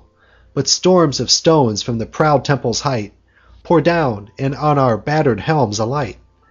We from our friends received this fatal blow, who thought us Grecians as we seemed in show. They aim at the mistaken crests from high, and ours beneath the ponderous ruins lie. Then, moved with anger and disdain to see their troops dispersed, the royal virgins free, the Grecians rally, and their powers unite, with fury charge us and renew the fight.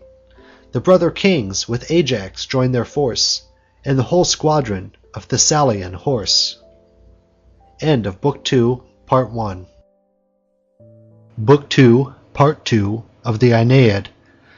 The Aeneid by Publius Virgilius Maro, translated by John Dryden. Book 2, How They Took the City, Part 2. Thus when the rival winds their quarrel try, contending for the kingdom of the sky, south, east, and west on airy coursers borne, the whirlwind gathers, and the woods are torn. Then Nereus strikes the deep, the billows rise, and mixed with ooze and sand pollute the skies. And troops we squandered first again appear from several quarters and enclose the rear. They first observe, and to the rest betray, our different speech and our borrowed arms survey. Oppressed with odds we fall, Coroebus first, at Pallas' altar by Peneleus pierced. Then Ripheus followed in the unequal fight, just of his word, observant of the right. Heaven thought not so. Dymas their fate attends, with Hypanis mistaken by their friends. Nor Pantheus, thee thy mitre, nor the bands of awful Phoebus saved from impious hands. Ye Trojan flames, your testimony bear, what I performed and what I suffered there. No sword avoiding in the fateful strife, exposed to death and prodigal of life. Witness, ye heavens, I live not by my fault.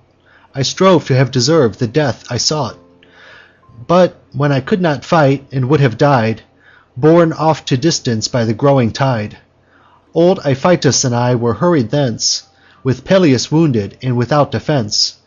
New clamours from the invested palace ring, we run to die, or disengage the king.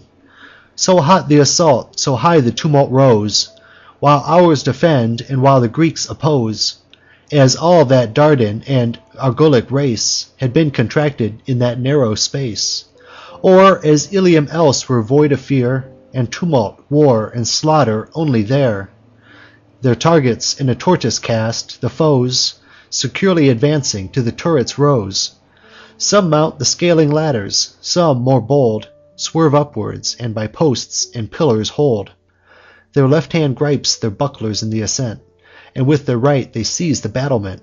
From their demolish'd towers the Trojans throw huge heaps of stones that, falling, crush the foe, and heavy beams and rafters from the sides. Such arms their last necessity provides, and gilded roofs come tumbling from on high, the marks of state and of ancient royalty. The guards below, fix'd in the pass, attend the charge undaunted, and the gate defend. Renew'd in courage, and with recover'd breath, a second time we ran to tempt our death. To clear the palace from the foe, succeed the weary living, and revenge the dead. A postern door, yet unobserved and free, join'd by the length of a blind gallery, to the king's closet led, a way well known to Hector's wife, while Priam held the throne, through which she brought Astyanax unseen, to cheer his grandsire and his grandsire's queen. Through this we pass, and mount the tower, from whence with unavailing arms the Trojans make defence. From this the trembling king had oft descried the Grecian camp, and saw their navy ride. Beams from its lofty height with swords we hew, then, wrenching with our hands, the assault renew. And, where the rafters on the columns meet, we push them headlong with our arms and feet. The lightning flies not swifter than the fall, nor thunder louder than the ruin'd wall. Down goes the top at once; the Greeks beneath are piecemeal torn or pounded into death. Yet more succeed, and more to death are sent.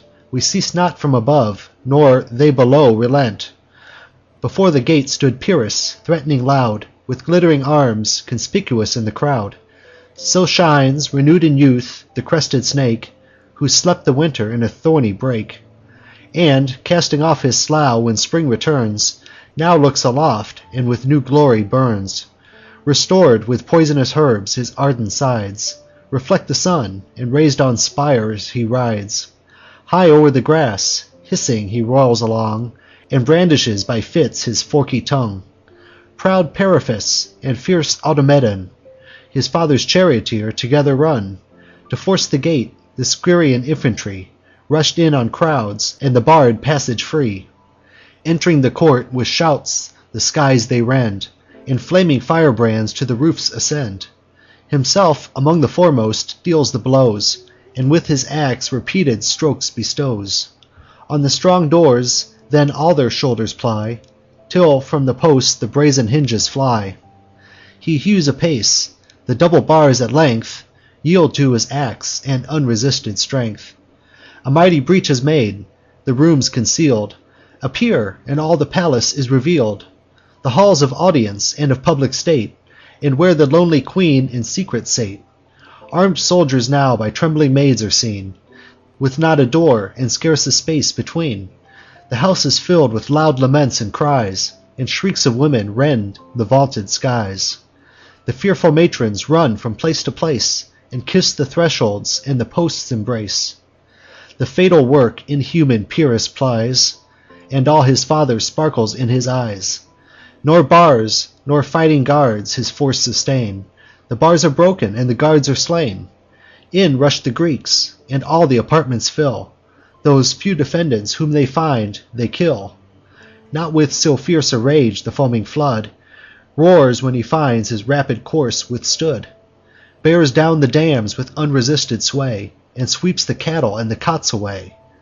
These eyes beheld him when he marched between the brother kings. I saw the unhappy queen, the 100 wives, and where old Priam stood to stain his hallowed altar with his brood. The 50 nuptial beds; such hopes had he, so large a promise of a progeny. The posts of plated gold, and hung with spoils, fell the reward of the proud victor's toils. Wherever the raging fire had left a space, the Grecians enter and possess the place. Perhaps you may of Priam's fate inquire.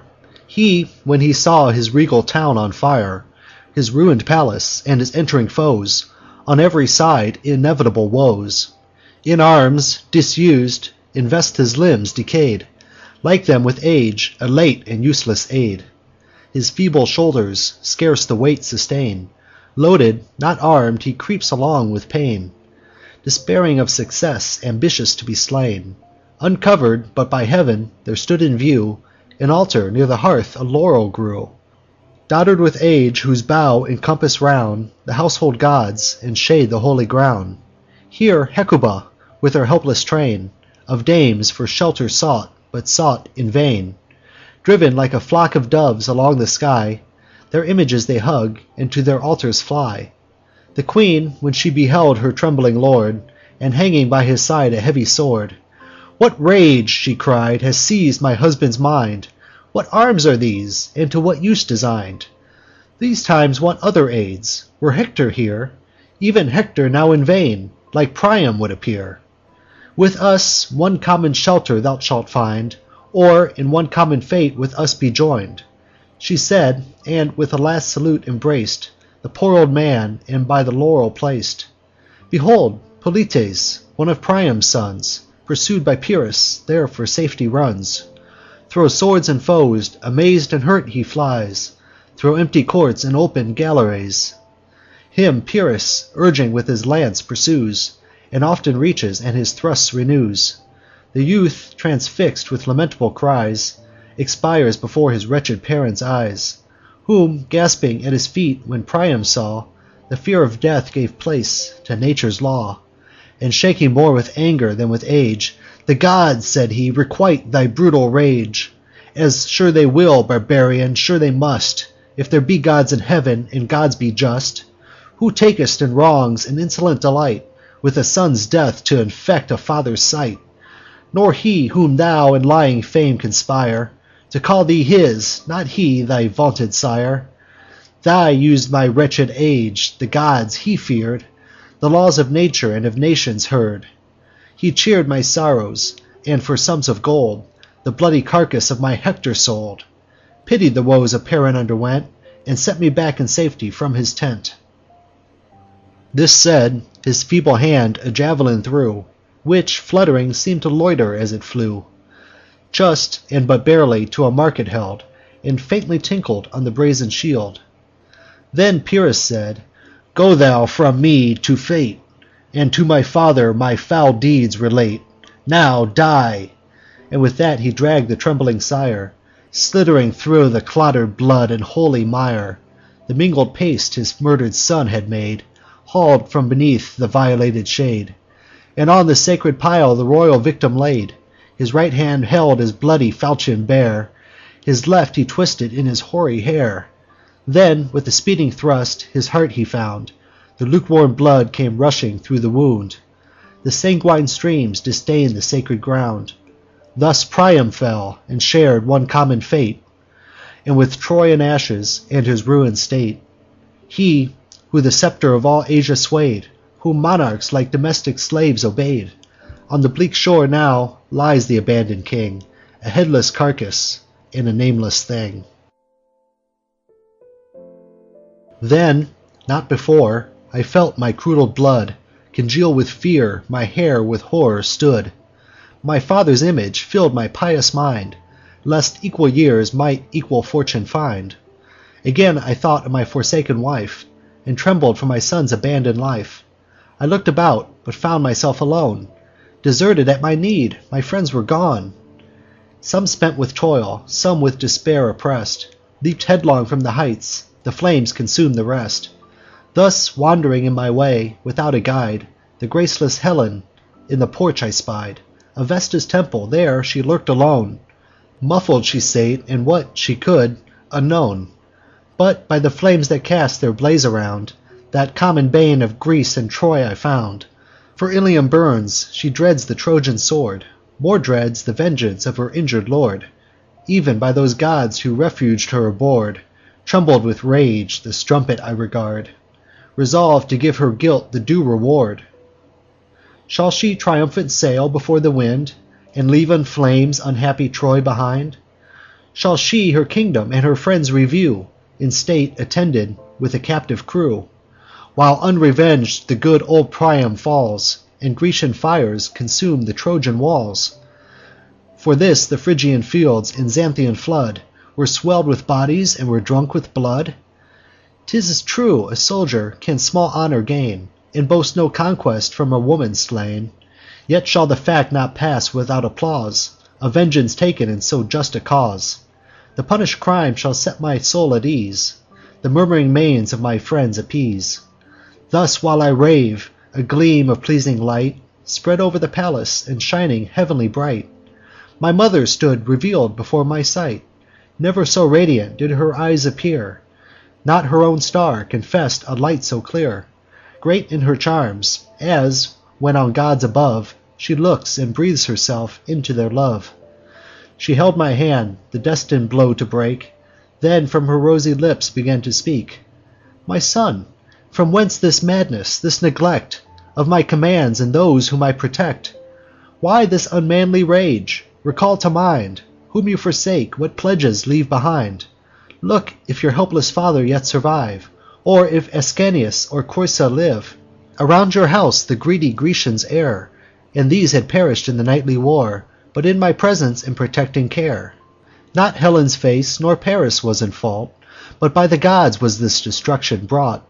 Now cast thy eyes around, while I dissolve The mists and films that mortal eyes involve. Purge from your sight the dross, and make you see The shape of every avenging deity. Enlightened thus, my just commands fulfil, nor fear obedience to thy mother's will. Where yon disorder'd heap of ruin lies, stones rent from stones, where clouds of dust arise, amid that smother Neptune holds his place; below the wall's foundation drives his mace, and heaves the building from the solid base. Look where, in arms, imperial Juno stands, full in the Scaean gate, with loud commands, urging on shore the tardy Grecian bands. See, see, Pallas, on her snakely buckler proud, bestrides the tow'r, refulgent thro' the crowd. See, Jove new courage to the foe supplies, and arms against the town the partial deities. Haste hence, my son, this fruitless labour end. Haste, where your troubling spouse and sire attend. Haste, and a mother's care your passage shall befriend. She said, and swiftly vanish'd from my sight, obscur'd in clouds and gloomy shades of night. I look'd, I listen'd, dreadful sounds I hear, and the dire forms of hostile gods appear.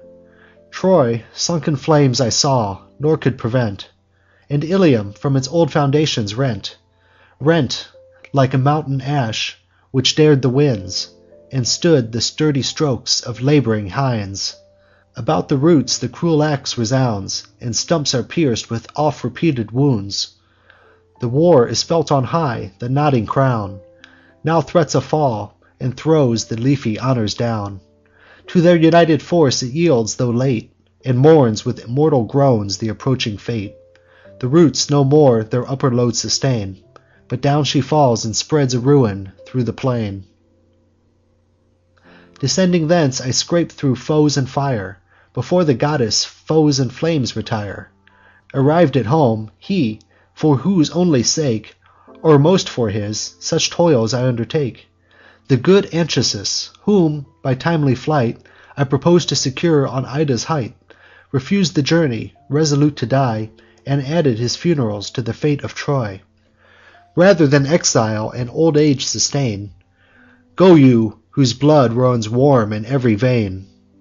Had heav'n decreed that I should life enjoy, heav'n had decreed to save unhappy Troy. 'Tis sure enough, if not too much for one, twice to have seen our Ilium overthrown. Make haste to save the poor remaining crew, and give this useless corpse a long adieu. These weak old hands suffice to stop my breath; at least pitying the foes will aid my death. To take my spoils, and leave my body bare. As for my sepulchre, let heav'n take care. 'Tis long since I, for my celestial wife, loathed by the gods, had dragg'd a lingering life. Since every hour and moment I expire, blasted from heav'n by Jove's avenging fire. This oft repeated, he stood fix'd to die. Myself, my wife, my son, my family, entreat, pray, beg, and raise a doleful cry. What? Will he still persist on death resolve, and in his ruin all his house involve? He still persists, his reason to maintain. Our prayers, our tears, our loud laments are vain. Urg'd by despair, again I go to try the fate of arms, resolv'd in fight to die. What hope remains, but what my death must give? Can I, without so dear a father, live? You term it prudence, what I baseness call. Could such a word from such a parent fall? If fortune please, and so the gods ordain, that nothing should of ruin'd Troy remain, and you conspire with fortune to be slain, the way to death is wide, the approach is near, for soon relentless Pyrrhus will appear, reeking with Priam's blood, the wretch who slew the son inhuman in the father's view. And then the sire himself to the dire altar drew. O goddess mother, give me back to fate. Your gift was undesired and came too late. Did you for this unhappy me convey through foes and fires to see my house a prey? Shall I my father, wife, and son behold, weltering in blood, each other's arms enfold? Haste, girt my sword, through spent and overcome. 'Tis the last summons to receive our doom. I hear thee, fate, and I obey thy call. Not unrevenged the foe shall see my fall. Restore me the yet unfinish'd fight. My death is wanting to conclude the night. Arm'd once again, my glittering sword I wield, while the other hand sustains my weighty shield. And forth I rush'd to seek the abandoned field. I went, but sad Creusa stopp'd my way, and cross'd the threshold in my passage lay, embraced my knees, and when I would have gone, show'd me my feeble sire and tender son. If death be your design at least, said she, take us along to share your destiny. If any farther hopes in arms remain, this place, these pledges of your love maintain. To whom do you expose your father's life? Your son's and mine, your now forgotten wife. While thus she fills the house with clamouring cries, our hearing is diverted by our eyes.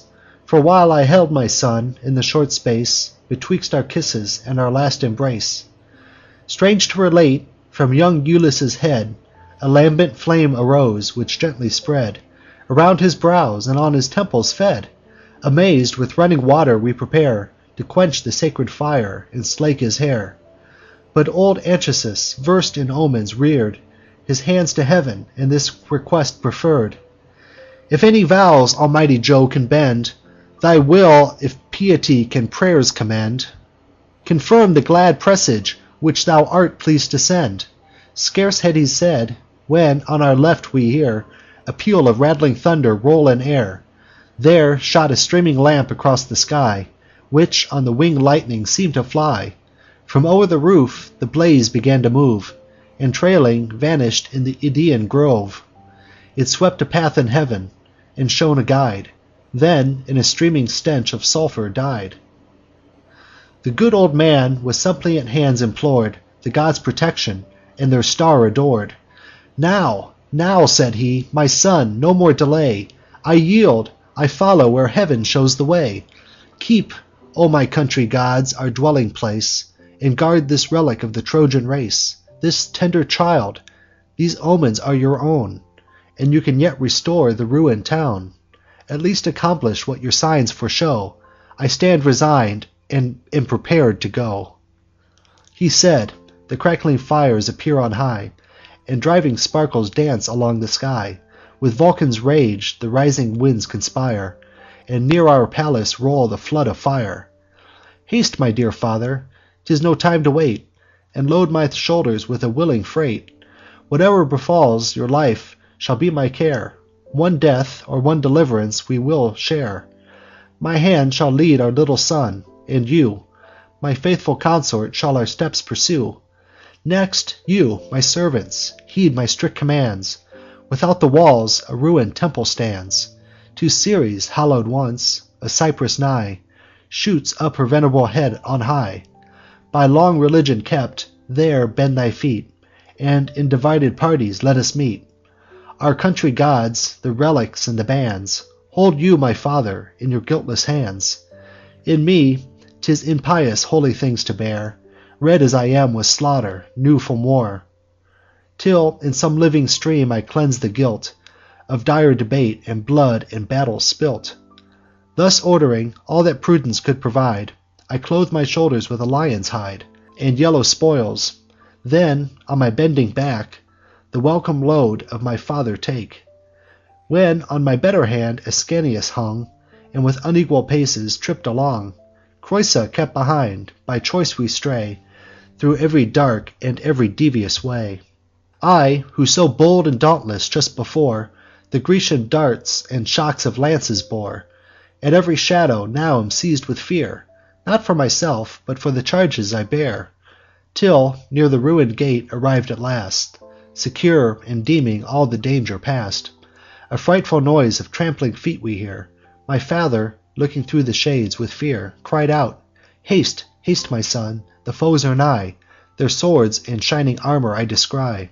Some hostile god, for some unknown offence, had sure bereft my mind of better sense. For, while thro' winding ways I took my flight, and sought the shelter of the gloomy night, alas! I lost Creusa. Hard to tell if by her fatal destiny she fell, or weary sate, or wandering with affright, but she was lost for ever to my sight. I knew not, nor reflected till I meet my friends at Ceres' now deserted seat. We met, no one was wanting, only she deceived her friends, her son, and wretched me.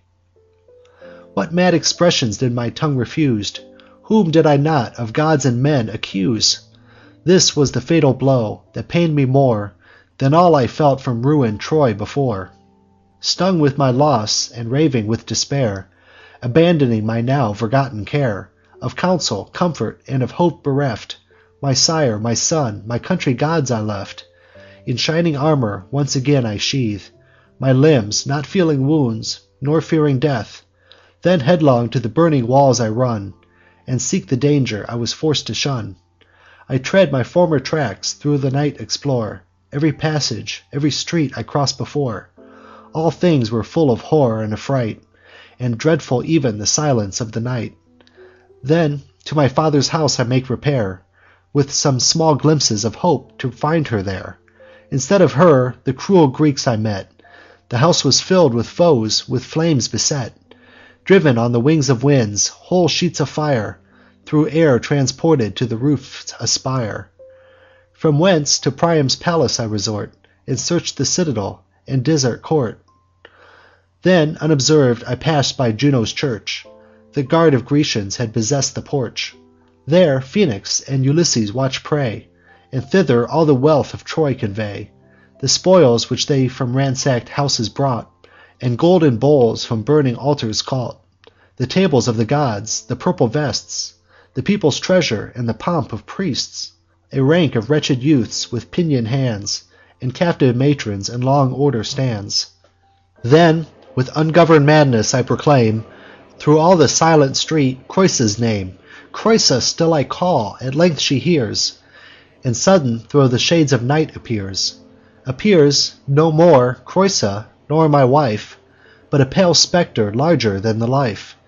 Aghast, astonished, and struck dumb with fear, I stood, like bristles rose my stiffened hair. Then thus the ghost began to soothe my grief, nor tears nor cries can give the dead relief.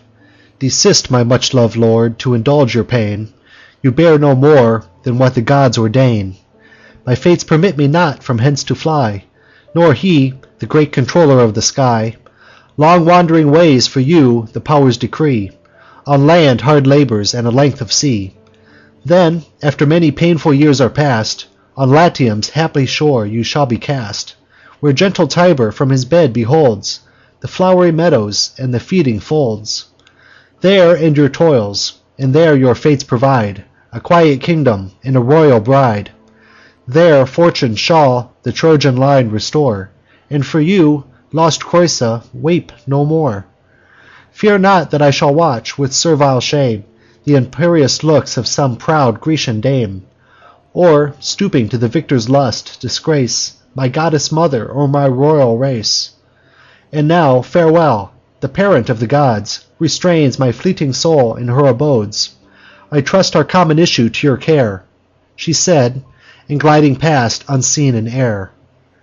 I strove to speak, but horror tied my tongue, and thrice about her neck my arms I flung, and thrice deceived my vain embraces hung. Light as an empty dream at break of day, or as a blast of wind she rushed away. Thus having passed the night in fruitless pain, I to my longing friends return again, amazed the augmented numbers to behold, of men and matrons mixed, of young and old, with arms appointed and with treasure fraught, resolved and willing under my command, to run all the hazards both of sea and land. The morn began from Ida to display her rosy cheeks, and phosphor led the day. Before the gates the Grecians took their post, and all pretence of late relief was lost. I yield to fate, unwillingly retire, and, loaded, up the hill convey my sire. End of Book 2.